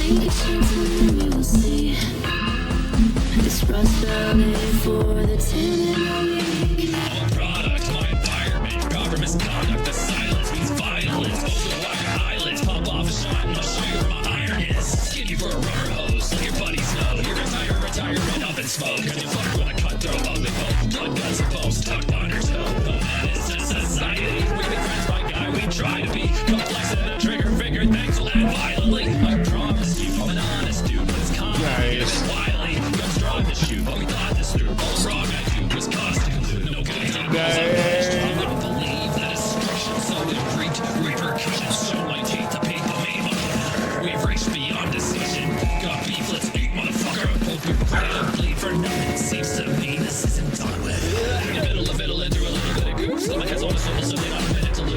An inner coup d'etat? Nah, let's live in a triple loot. 100 million views, live in a Oh, nice.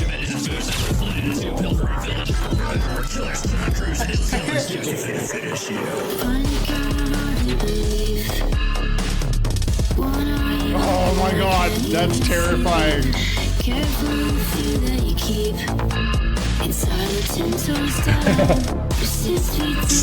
Oh man, I love it. I love it, you guys. It's great to watch it with everyone.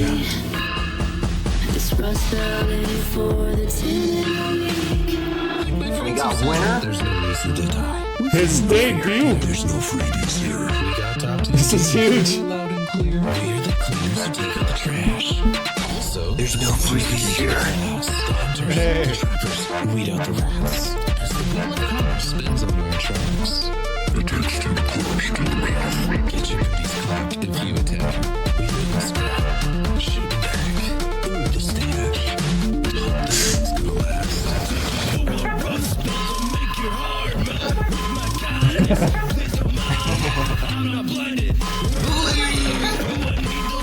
The fucking head bob, I love that.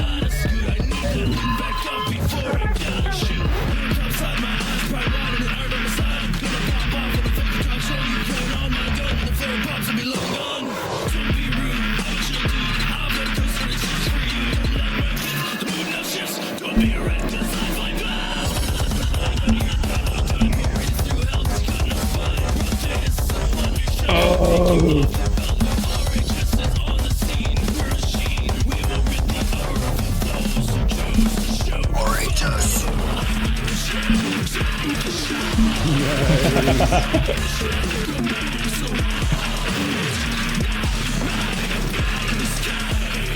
Ah, nice.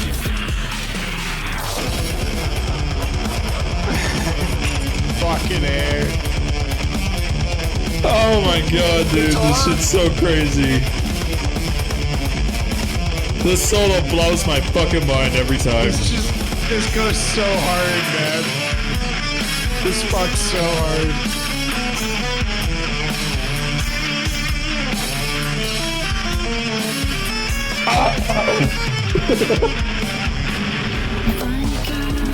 And the video to it. Oh my god, this video to it.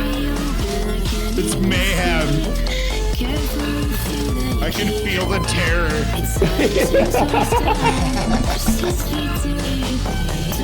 Holy shit.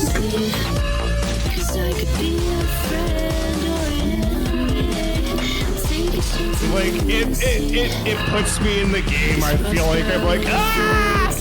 Every moment is screaming. Kids don't play games, you make cake, I ate cake and ate eggs. Oh shit, it's Real hard.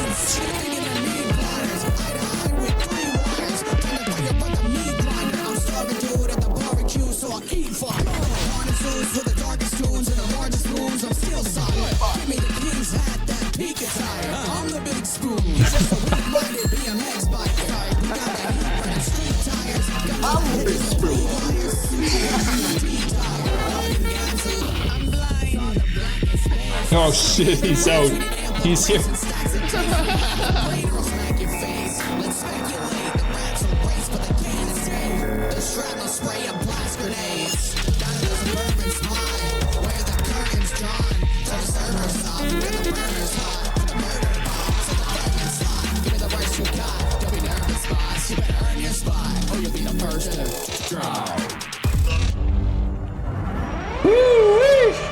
Let's go.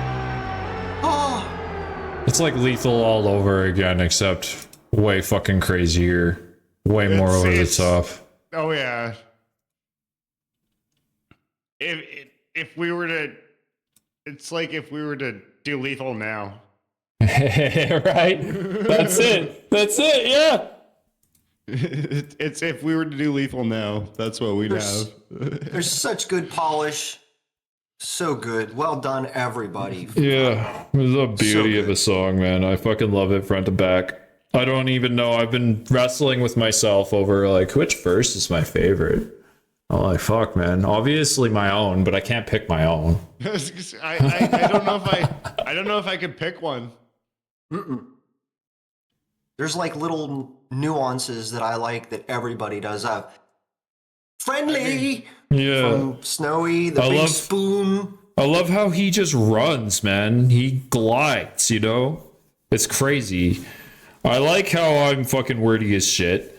I like how Makomi is just so smooth with everything she does. It doesn't matter what the fuck she's doing. She could just talk on the goddamn thing, and it's like, wow, this is nice on my ears. There you got fucking Real Odd with the crazy energy, the fucking deadly bars just coming in like a fucking surgeon, critical, straight to it.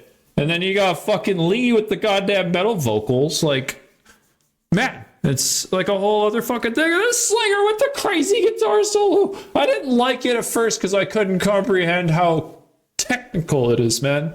It took me a while, and then I kept listening. There's like a lot of refined tastes. I do enjoy Megadeth. I love the fuck out of Megadeth, but it took me forever to enjoy it. It's Your like guys' Also, game sorry, go ahead. footage. Your guys' game footage for the video is absolutely off the hook. it took a And, lot. Like the scenes that were used, like I said, I felt the terror in every moment. And like, and there were moments where I'm sitting there like screaming internally, going like, "Ah, no!" when we fight when they fight the robot. And that guitar solo fits so well. with the Oh, metal it does. vibe. It's just, and Snowy's direction with the video, man. Like, I didn't tell him to do that. He just went. whoever was down and like sitting there crawling as it like that guitar solo is just going ham and they're like sitting there fighting for their life. I'm like, man, that's so intense. It's like just that like downed soldier like crawling to safety, right? With like this thing looming overhead as this metal guitar is just shredding. Yeah, I'm dude. like, oh my God. I got shot the fuck up by that one Bastion to get that scene, and it just worked out so good. Like, let's break the screen. It was fantastic. That scene was just to that solo was Yeah, it was. And then you got It just Winter worked out doing so like good. the little story that he tells. Yeah, Winter It's comes a little in. bit quieter. He comes in with that fucking storytelling, like, I could be your friend, I might not be your friend vibe. You know? It's Yeah. like, I'm friendly. Are you? Because I don't have to be. Why would you take that first shot? It's huge, man. It's monumental, dare I say. Like, this guy's been wanting, he's dipped his toes in production. He's done a lot of fucking music shit. Like, little things, you know? But he's never really had this where he's in a song like he is now and he's a part of this fucking whole goddamn, like, dude, he's part of the goddamn, what I was talking about, the legacy now. This is going to last forever. This is the first song. It's crazy, man. It's been an honor, my guy. I love fucking doing this shit with you guys. It's absolutely amazing to see. Like, holy. We got Red Dead next month, and it's going to be nuts. We're going to do the shoot. This is the time to talk about it. Yeah, this Saturday. I'm excited. Yeah, so next this Saturday, we're going to fucking do Red Dead. Anyone who has it on PC, because it's not crossplay. You know, we don't actually need a huge group or nothing, but we're gonna get together and get up to some bullshit and get all the footage we need, and yeah, then we can start thinking about the next thing, because I got quite a few that I need to get through here, and then once they're all through, then freeze up, you know, for the next thing. But Would you be, if I may, Tech, if what about those who don't have the game but maybe want to hang out or even Absolutely. maybe even get involved? Yeah, 'Cause man. we could still record you in the audio. We could still have a party and give me that beer, goddammit. yeah, I don't know about, I can't promise anything for ending up in the song or nothing, but we could have fun for fucking sure, bud. We welcome any and all. Like, that's the whole idea, you know? We got a level 3 Discord. I spent the money to try it out, and I kept it because the quality in here is really nice. And so we made all these channels for people to use as much as you like. You know, like, go ahead. It's open for any and all. And bring your friends while you're at it. We're gonna have parties. But yeah, Red Dead on Saturday. It's gonna be a good time. We're probably not actually gonna achieve anything, but we're gonna get some hella footy. I promise you that. There will be film. Shenanigans will be had. Oh shit, Puff has Red Dead. Dude, you want to get in on the video? It's gonna be fun. Like, it's not like we're gonna get anything. It's not like we're gonna get anything done. You know, we're not gonna be like, okay, we have to do this mission and we have to 5-star it.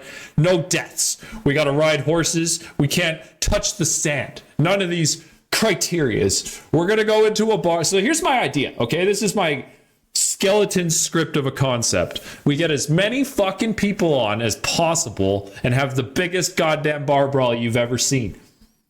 We just beat the shit out of each other and have like Snowy or me at the top, you know, with a fucking cinematic camera just sitting there watching everyone toss punches and tassel. Shit, man. Like an old 1940 Western. Till people are falling dead out the bar door. We could even choreograph the scene. Okay, so when Sporkus kicks the fucking saloon door open, that's when you punch this guy. I kick the door open and then immediately get punched right back out of it. It's gonna be fun. I can't Wind wait. up in the street. That'd be pretty much how exactly a real situation would go too. we just boot fucking the door. It's like, ugh. So yeah, we also have. I'm not gonna divulge too much, but I'm planning for Liar's Bar to happen probably either after Red Dead, or we might hold off because I'm so hyped about Spire. It really depends how Spire goes, because that's gonna be a big one. That could be June. That could be July. I haven't really decided. That's why I'm excited for this Wednesday and can kind of start doing a timeline for all the shit. Because I have a loose one, but I'd like to bring it to the group, man. I don't want to be too in charge of everything. Yeah, because there might be too many directions and maybe we need to reel it in and focus on something Yeah, more man. important. Exactly. So we come up with our direction, you know, because what happens if we go in 10 different directions all at the same time? It's not going to work out too good. Not only that, for you, it's just going to be like, it's like a frag grenade going off, you know? Yeah. Well, the way I originally started with all this shit was I'm going to get several projects going so I can have all the different groups involved, because not everyone can be on every song, right? So it's like, Right. okay, well, I'll take that upon myself to try and make dope beats for everyone to rap on. And then, you know, I'll have several going so people can take their time to do it and I won't get impatient. But, you know, it's like also now we got all these projects. It's like, okay, well, we successfully. So let me put it like this. Lethal Company took like a year and Deep Rock took like a fucking year. And I'm sick of that. And so, you know, we tried a new approach with deadlines this year. And we started Arc Raiders in April. And published, or no, we started it in March, my bad. We started it in March and published it April 30th. So we went from a year to 2 months. I'd like to round it out to a month a track. You know, the whole thing. Do it all. The video, all the gaming, all of it. Get it done in a month. And if we can maintain movement like that, then I think there's like, you know, unspeakable potential here, and that's my goal right now. If we can get to that, get better. Yes, It'll only get better. right now we got fucking 3 going and it's chaos. It's like, okay, well, I guess 4 if you count Red Dead, but that one's already plotted. We got it all set up. It's these other ones where I'm like, fuck, why do I have 3 on the go? It's like, which one's gonna go where now? I have to go AFK for a moment. Absolutely, man. We yeah, dude, we can yeah, go ahead. I'll return. I'm gonna move You the dude, man. Yeah, dude. I can bullshit about this all night long. Everybody knows this. But yeah, we have multiple different projects that are going, and I have other ones I want to finish. And now I'm starting another one, and I'm not sure where I'm going to find the time to do all of this. And I got a whole other thing that I'm not even going to mention that yet. I think I'm going to let that cook for a bit. But there's a whole lot going on, man, and only more and more and more. I'm very excited, dude. I want to open the doors for everybody. You know, you want to be involved. It's in the fucking rules. When you join the Discord, you see it right there. It's like you determine the level of your own involvement. So that is, it comes off pretty standoffish especially when I say it out loud. But that was just the arrogant old me when I wrote that shit. But anyhow, point being, it's supposed to be encouraging, uplifting, you know? Step to the plate and see what you're made of. That's the whole vibe, you know? Because we're going to have a fun time figuring it out. And, you know, we're not going to let anyone fucking embarrass themselves neither. We're going to do some fire ass shit. And back to, we'll go full circle and I'll, like, you know, with the whole depression thing, the best way to fight depression, this is just my 10 cents, is give yourself something good to feel about. Or something to feel good about, rather. And that's why music is so good, dude. Or the stream. I'll tell you what. You got to stream, you know? I've probably said it on many of casts and reviews, but I never thought that I would be rapping or, I mean, I do enjoy the little schemes that we've done, the little, you know, the beginning of the arc thing that I did for you. I fucking love doing that shit, but yeah, I got pushed to let's spit some bars, and that's kind of what this is all about. So it's getting bigger, if you're man. feeling musically inclined, or you know you want to get involved, we here. Let's We take doing a things. moment to talk about Grimm's growth as of recent. Oh shit! I'll mute. Yeah, man. It all started with just sound effects. And then it grew, you know? It was, you know, well, let's do a podcast. And then, you know, it was like, oh, I was working on a song live. It was I'm My Own. And you had a poem and you're like, I could record this. You had a fucking sample in fucking Red Dead. And then it was like, I need a spot filled. Do you want to sing this thing? And you'd sung it.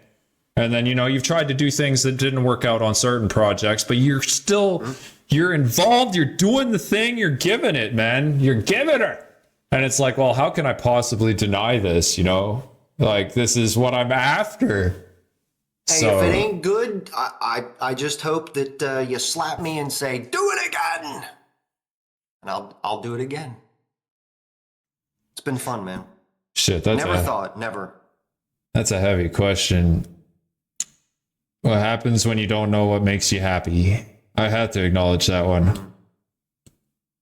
Exploring is a good answer. I agree with that. That's why, I don't know, creativity is so important to me, man, because I don't believe in it's hard for me to imagine not being creative. You know what I mean? Like, I think everyone is to some extent, whether it's, you know, I can build a birdhouse, you know, or I can build a fucking song. I can paint a canvas. I can write a poem. You know, there's something like fucking,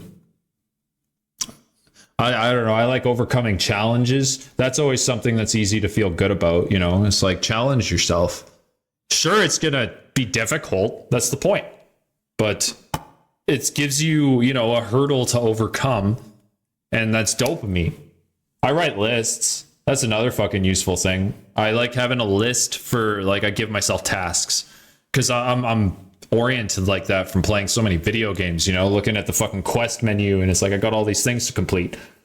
That's just how my brain works. And so being aware of that, I write lists and I have all these objectives. And when I complete one, I put a check mark beside it and I feel good. You know, it's not like I feel amazing. It's this little bump. Oh, I feel good. And then I feel like I got to do the next thing, you know? And so I do the next thing and then I feel a little better. And then it spirals and I just keep fucking pursuing, you know, I'm never going to stop because this is who I am, you know? Take yourself out of the comfort zone. I know I typed that, but truly, you know, we get stuck in this comfort zone and you never know what you might be missing, right? You might not realize that you're actually fond of something that you never expected yourself to try, like me with the music thing. I know you used to love music, but I know you used to love streaming, Puff. I know you already mentioned like you're too tired for the streaming and shit. I would maybe try taking it back a notch. That's what I did with the streaming, and it really helped for me. Is like, you know, I used to do 3-hour segments during the week, but even just dropping it down in 2 hours, I'm fucking like, I'm always looking forward to it now, you know? I always feel like I gotta go longer. And it's like, dude, but the simple fact that I end it in 2 hours, it's like, well, now I'm excited to come back. It's like, you know, limitations, how's it put? Everything in moderation, you know?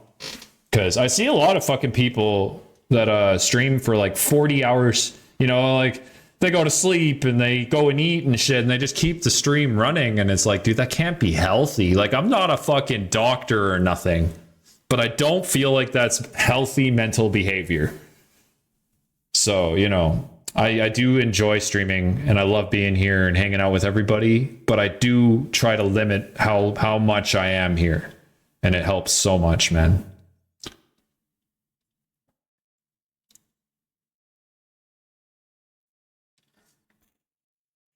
That's a Power good of question, community. The power of community. There's another song that Grim was on. Yeah. That one was a fucking wild ride of a song too. That was when we were still figuring out what we do with the channel here. And then, you know, we started getting into the music. And I was like, well, dude, I want to find, like, I've been saying this for years. I want to find a way to blend all the different elements of what we do together to create something different. It's like, well, I love Dan Bull. I love Stupendium. All these fucking guys rapping about video games. So I was like, I want to do that. And then, well, I want to do more than that. And I'm like, okay, well, how about we play these games on stream, have a community, and do with the community like the rap group thing. Because I always think about TWAC, man. The Titanium Word Artisan Crafted Killers. One of the greatest and worst things I've ever done, man. I've always wondered what that meant. Titanium Word Artisan Crafted Killers. A lot of really talented spitters, man, and it was killer. And we could have fucking went places. But, you know, it wasn't right. Anyhow, point being, ever since that group split, you know, I was defeated by it, and it took me a long time to find my bearings and continue doing what I do. And now that I've started another fucking group, it's like, fuck, dude. Like, if I'm gonna do this, which I am doing it, I gotta be fucking serious about it. So I'm fucking serious. Like, I can't have measures this shit. No, man. I didn't spend over a decade dedicated to the craft to just fuck around. Nah, man. It is real. Who am I kidding? It's just the beginning, you guys. Fucking wild ride, man. Glad to be here. I ain't going nowhere. We all got things that we know we could improve upon. I think that could be a great thing to add to, you know, Puff's, you know, question there with the what makes me happy thing. I feel like I saw it on a fridge at a job like a month ago. I brought it up like 100 times since, but the little magnet sticker on the fridge just said, your life begins the moment you get uncomfortable, you know, and it's like, holy shit. Cause that's like fundamental in your growth as a person is, you know, braving uncomfortable situations. And, you know, it's like, it was told to me in like, after like a job options course I took after high school. And it's like, you know, do you want to find out what you're capable of? The best way to do that is to put yourself in an environment where you're forced to adapt. It's like, holy shit. You know, it didn't really occur to me at the time. I was arrogant, still am, but less. I humbly add. Anyways, you put yourself in new situations. No, I'm not saying to, like, you know, put yourself in a fucking bad situation because it'll make you uncomfortable. That is not where I don't know how I'm saying this, but, you know, like, find new skills you could develop and challenge yourself, things like that. That's why. Yeah, what's something that maybe you've been always interested in, but just never took the leap to do it? And Sporkus, you know, Also, like Sporkus was saying, start small. Thanks. That's what I did. I started small. Thanks, Puff. I was wondering why, like, when I was occasionally interjecting, I was totally feeling ignored. Oh, yeah, shit. I didn't notice. Sorry. I was like sitting here talking and like, okay. Mr. Fuck. Puff is, see, you're into sound design, Mr. Puff. There you go, sound. I kind of went on a tangent, man. I don't even remember what I was talking about. But Oh man. Just new things and Oh, yeah, diving yeah, yeah. into, you know. Oh, I was what just do you do if- sorry, go ahead. Oh, no, you're good. Go ahead. You got a thought? I was just saying while I was muted that I agree with what Tak was saying about you know, if he wants to come back to streaming, I totally can relate in terms of you know, I used to do like 8-hour streams at a time, you know, 12-hour streams at a time. And it was just, yeah, I can relate to the fact that I was kind of feeling burnt out on the idea. You know, I didn't have that enjoyment. I didn't have that fulfillment. It became a task. yeah, man. You know, it became something that just like I was going through the motions because it was something I loved. But at the same time, like I started drinking more while I was streaming. And initially streaming was an escape from drinking for me. It was something that I looked forward to so much that I just didn't need to have a drink because I was having fun. It was exciting. It was, you know, I was being creative. It was something to distract me from the thoughts of drinking.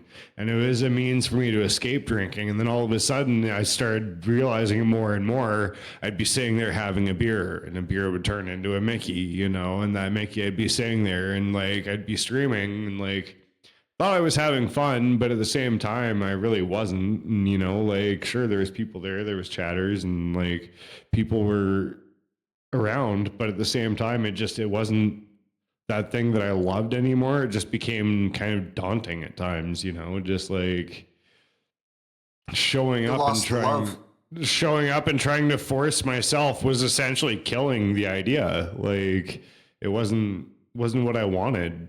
And, you know, coming out and being sober and coming back, it's given me the clarity and like having that time away, you know, even alone, just not being able to stream, right? You know,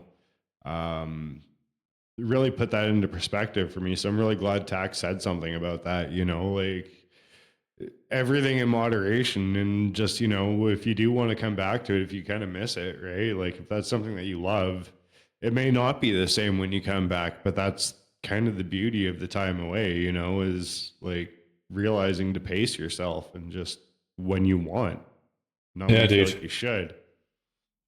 I feel like it's an essential part of the whole journey to find out too much of a good thing is not good. Like that is like, you gotta know, like the only way to know is to go overboard.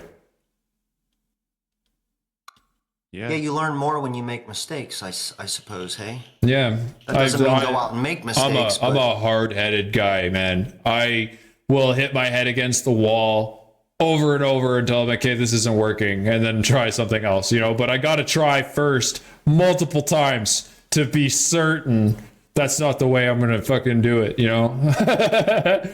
So it's just kind of one of those things. I can understand that Maybe too, you do Bob. need a secondary person in there with you.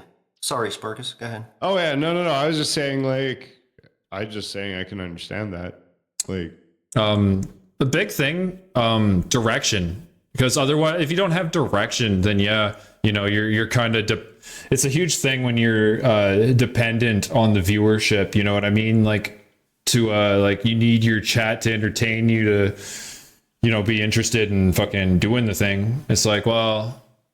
That's why I try and come up with things, you know? And it's like, okay, this is what we're going to do. This is what I'm going to do. And anyone who decides to join me is only going to enhance the experience. But this is something I wanted to do anyways. So now you're, you know, it's like a fail safe, essentially. That's why it works really well to, you know, pick up a new hobby or something that you're fucking, you know, find something you want to do and then use that for your stream leverage. You know, maybe you want to fucking get into like IRL streams even, you know, like something different. Like, I've toyed with the idea of building cat houses because I got the tools and some of the know-how. I could teach myself how to build cat houses, and I was like, well, I wouldn't just build cat houses. They'd be cat castles. And I'm like, well, shit, if I'm going to do that, like, now I have to set up a workshop and have to do all this shit. But, like, you know, if it's something you really want to fucking do, you know, well, that's going to keep you busy. And being busy is a good thing, man. It helps with all the shit. It's just like, oh, I don't have time to fucking, you know, lounge about. I got to get the thing done that I want to do. It's like, I don't know. I'm obsessive like that. I know that's not going to work for everyone. Depression can't hit a moving target. Shot fired. Goddamn right. It keeps shooting at me and it keeps missing because I'm never in the same place twice. And personally for me, when I'm depressed, I need to get physically active, I've found. Like when I was sitting in the hospital and I had nothing to do, occasionally I'd actually jump on the fucking recumbent bike and I'd do 5K. Fuck, that's awesome, man. What a cool hobby. You're going to have cardio for days, man. Oh man, I was insanely impressed by my cardio. For a smoker, I could do 5K in like half an hour. Dude, 5K is like not small, you guys. It sounds like a small number, but 5K is like a That's fucking like 7. It's like 3 miles. Yeah, like 2-3 miles. Like, you know, it's like half a lake of a fucking hike. Small lake, but still, that's half a fucking lake, a body of water, man. In half an hour, my cardio is pretty decent. God damn, dude. That's good for you, man. I need to do more cardio. I fucking go up and down the stairs a few times, lifting like, I mean, I'm carrying like stacks of laminate or some shit, but I go up and down a few times and I'm huffing. And I'm like, what the hell, dude? I would just get my ass kicked if I went on stage right now. But I've always been bad at cardio, man. I'm a lazy don't get fuck. me wrong. Don't get me wrong. Now that I've got things to do with my life, I'm not like the type of person that does that every day or like works out or goes to the gym. I never have been. But when I'm sitting in the hospital with nothing to do, I just had to get active, man. Yeah, that's great. And it's healthy, man. I actually try and like with the music, I try and tie everything to the fucking music, but it goes really good with being creative. It doesn't have to be music, but exercise gets your blood flowing. You get easier, you know, oxygen and blood to the brain because you've been active. And so when you try and do the creative thing, it's like, you know, it's just intrinsic. It happens, you know. That's I'm grateful for my job. Human species were never meant to sit still for 7 hours a fucking day for the rest of our lives. Activity is key. Get out in nature, ride a bike, you know, put a few $100s away and get yourself a mountain bike. Find a bike trail to go down and walk that trail. Maybe start walking. The easy starting place with all this shit is small steps. Because think about it, like the you've probably seen those pictures, you know, and it's like the first step is this giant step, and then it gets smaller as the guy's going up. That's true, but at the same time, you can take a small step. You know, work your way up, build a staircase beside this big first step, you know? Okay, I'll do this today, you know? And, you know, then tomorrow I'll do this. And then, you know, you just slowly build up. And then it's like, holy shit, I've been doing metal vocals for 3 hours and I'm still fucking ready to go. But can I, may I say something? I think, honestly, though, what if the steps never get smaller, your legs just get stronger? That's another way to look at it. Perspective is huge, man. If the steps get bigger, if the steps get harder, and you push yourself past those steps, your muscles build. And the next step, even though it's bigger, isn't going to seem so fucking big because you built that shit. So, I mean, like, you know... Like They don't said get earlier, smaller, but they feel smaller. Like you said, exactly. Perspective is, you know, like. So let me reframe where I'm coming from with the small steps thing. Say you have a creative project. Take outside the box, for instance. You know, so taking it, you know, it's a huge step to write a whole fucking song. You even acknowledged that. You got a whole lot of fucking shit to write there. So this is what I mean. To apply to a specific thing. Break it down into small steps so you don't get overwhelmed. Instead of worrying about the whole fucking song, just write one dope verse. Start there. You know? And then as after that, you know, don't even think about the after, but once you're there, you know, it's like, okay, well, I did that part. There's only this much left. That's the taking a big step in small steps. I have to do it with work, man, because when I got my first big claims and I was there and I was the guy doing the shit, I was overwhelmed. And that's how they broke it down to me, man, was take it in small steps. You're not doing the entire fucking old folks clinic. You're doing this bedroom, right? And so I would just focus on this bedroom and get all the tasks in there done. And then I'd move into the hallway. You know, I'm not thinking about the whole picture. I'm just thinking about this one piece. And once you get them all right where you need them, then, you know, you do it one at a time. So it's all fucking good. You know, I don't know how to wrap that up nicely, but that's the whole small step analogy that I was trying to make in depth. Deep dive.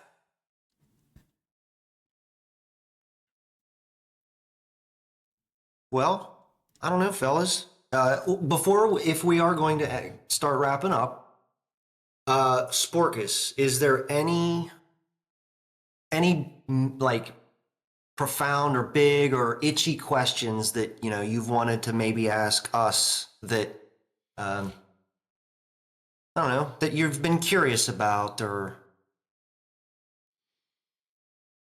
I always like to allow our interviewers to throw some at us. Yeah, man. Turn the tables, if you will. We already did a little bit of that, but yeah, before we end, you know, we can do that whole fucking thing. Like, any questions in the audience as well? Like, if you guys got something you really want to fucking know, it's a pretty good time to just fucking drop it for any of the three of us. Yeah, I'm basically AMA at the moment, so... Yeah, this is the AMA part of the stream, yes, if you guys have any questions. But, yeah, I think I've asked all my questions, really.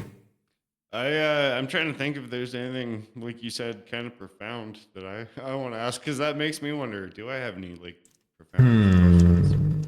Well, if while you're thinking, so the last time we did a podcast... Ooh, I do have one, after. Okay, real quick. Have we ever figured out, because the last time we talked, Sporkus, one thing we talked about was, do trees make sounds in the woods if nobody's there too? So have we figured out if that's a yes or no? I still say yes. Yes. Okay, yes. Agreed. Because the sound doesn't rely on somebody hearing it, it just relies on air vibration. Science. Yeah, fucking Tony Stark over here. That's just my opinion. That was a really dumbed down explanation, but you all know what I meant. Yeah, man. Oh, yeah. No, he had it fucking like in his back pocket. It was just fucking ready. I immediately throw that out. Been thinking about that one for 2 years. Water, okay, you really want to get into it. Is water wet? Yes. God damn it, I have this, I have this argument at work. No, it is not. Yes, it is. You're going to say water makes things wet. Yes, it's the property of water that makes things wet. I get it. It would have to be on itself, but it is already connected to itself. Therefore, is a blanket covering a blanket? It could. If you fold it over. But you're not folding over water. It's just all one layer. It's just all connected. So it can't. How do you fold it? We're going to have to agree to disagree. If you turned into Aang and became the last waterbender, or not Aang, but you know, if you became like the last waterbender, maybe you could. We're gonna politely. We're gonna have to. Podcast, we're gonna have to agree to disagree. I am a certified water tech. It is one thing. Waterfalls are wet. I am literally paid to know things about. Well, actually, I'm talking shit. I'm essentially just a certified house dryer. But Water tech. Okay. Okay. What about water tech? I can't know. Oh, I can't. shit. I can't say the words that no. Can we at least all agree that the Earth is round? Oh, of course. I don't want to do the flat earther thing. I'm not totally crazy. I did actually reach out to a guy once on Facebook, some random dude on some fucking forum, talking about the Earth being flat, and I reached out to him and like I asked him about it. I was like, "Do you like?" I gave him the platform. I was like, "You care to explain?" Like I want to hear more about this, and he like got rude and defensive. I was like, dude, what? Like I was genuinely asking because I wanted to hear it from someone who really believed it. Like, you know, fucking make it make sense, please. Like I'm open to your ideas. This is your opportunity. And that's how it went, was he just fucking shut me the fuck down and blocked me. I was like, what? It wasn't like I was being rude. And yet I question the moon landing. I'm not going to say one way or the other, but I do question it. Yeah, me too. I don't think about it a lot, to be honest, because it gets messy in my head when I think too deep about that shit. There's too much on both sides of the argument for it. So okay, so we got the planetary molecular fucking discussion. I'm still bothered by the water thing. Me too, actually. My brain keeps going. My brain keeps wanting. I'm just not Yeah, I'm actually satisfied. thinking about it too. Like in space, a drop of water becomes round. So, No, you pretty sure it know, works like that. this is why we can't have nice things. Oh, fuck. Oh, actually, okay. I'm coming up, and I hate the fact that I'm doing this. I'm coming up with an argument that water is wet. And I fucking hate that I'm coming up with this argument. You take water, you put it in an ice cube tray. You put that ice cube tray in the freezer. Now, it's still water, but it's frozen, but that is one layer. Now, you take that ice, you put it in a glass, and then you pour water onto that ice. Now, water is now wet. That's one way to look at it, yeah. Because it is a different layer of water that you are pouring water onto, so water is therefore wet. Just because it's frozen, it doesn't cease to be water, but you are making water wet. So water can be wet, but it's not necessarily wet itself. So a question we had at the beginning, like when I was learning how to do abatement, because you have to, especially in high risk, you have to mist down the substrates to keep it, from becoming airborne. So, it was like a quiz question from our logistics lead, and the fucking question is, how do you make water wetter?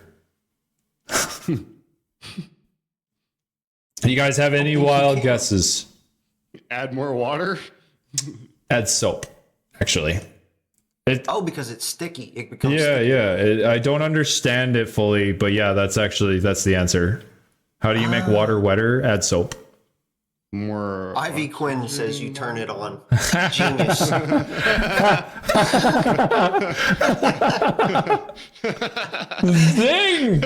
That was a good one. That's a total play on words to boot. That's bars. Bars. That's Eminem's quality bars. Holy fuck. Yeah, man. That had layers to Thank it. you, Ivy. That was a good one. Like, fuck my answer, even if it's the right one. I like that one better. I'm gonna use that in the next board meeting. When this gets brought up, like we'll have to get new employees and they'll have to, go through the whole fucking jump through the hoops thing. But once they're learning how do you make water wetter, fucking turn it on. Holy shit. Fireworks. That is a goddamn punchline and a half.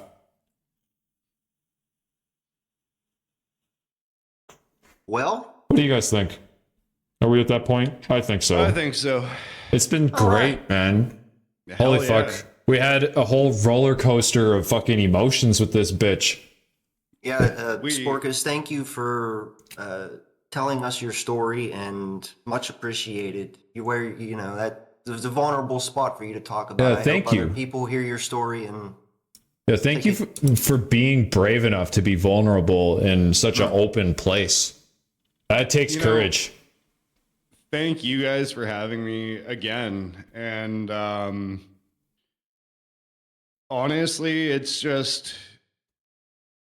was hard, and at the same time it was really easy because I wanted to be able to come back and actually say that the person I wanted to be the last time I was on here, I'm actually taking strides actually towards becoming, Hell yeah, man. If I can do it, fucking anyone can, like.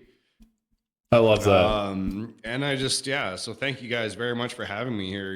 It's been a real pleasure, and I'm glad I got to Oh, come dude. back stronger. It was an honor to come give back in you a step in the right direction. So it was an honor to give you a spotlight and to just let you fucking talk, man. You had a lot to say, and a whole lot of fucking people were like feeling your shit, man. That's real. And yeah, to you guys out there in the chat, I cannot thank you enough for all the support that you guys have been showing, and the words, man. Like, just seeing you guys here and relating, it's really, really powerful, like really motivating to see. So yeah, we all got demons, and you gotta keep fighting. absolutely. It was a wonderful session. It's a lifelong battle, and we all have a lifelong battle of our own, and it just really matters what you do with it. The way I see it, like can't always get you down. There's always up, right? Absolutely, man. Eyes forward. All right. Well, I guess with that, you all can go get a nap now. Yeah, thank y'all so much. You've been rocking with the knock. Your host, Me? Grim. Yeah. Oh, he's shit, that's he's the host. Yeah. I'm the co-host over here, stuck in the who are you? 1940s. I'm Tequila Lethal, aka the Tack Attack, TKL, the T2 Hot to Sip, broadcasting all the way from the OK, the Valley of the Sun, heart of the Okanagan.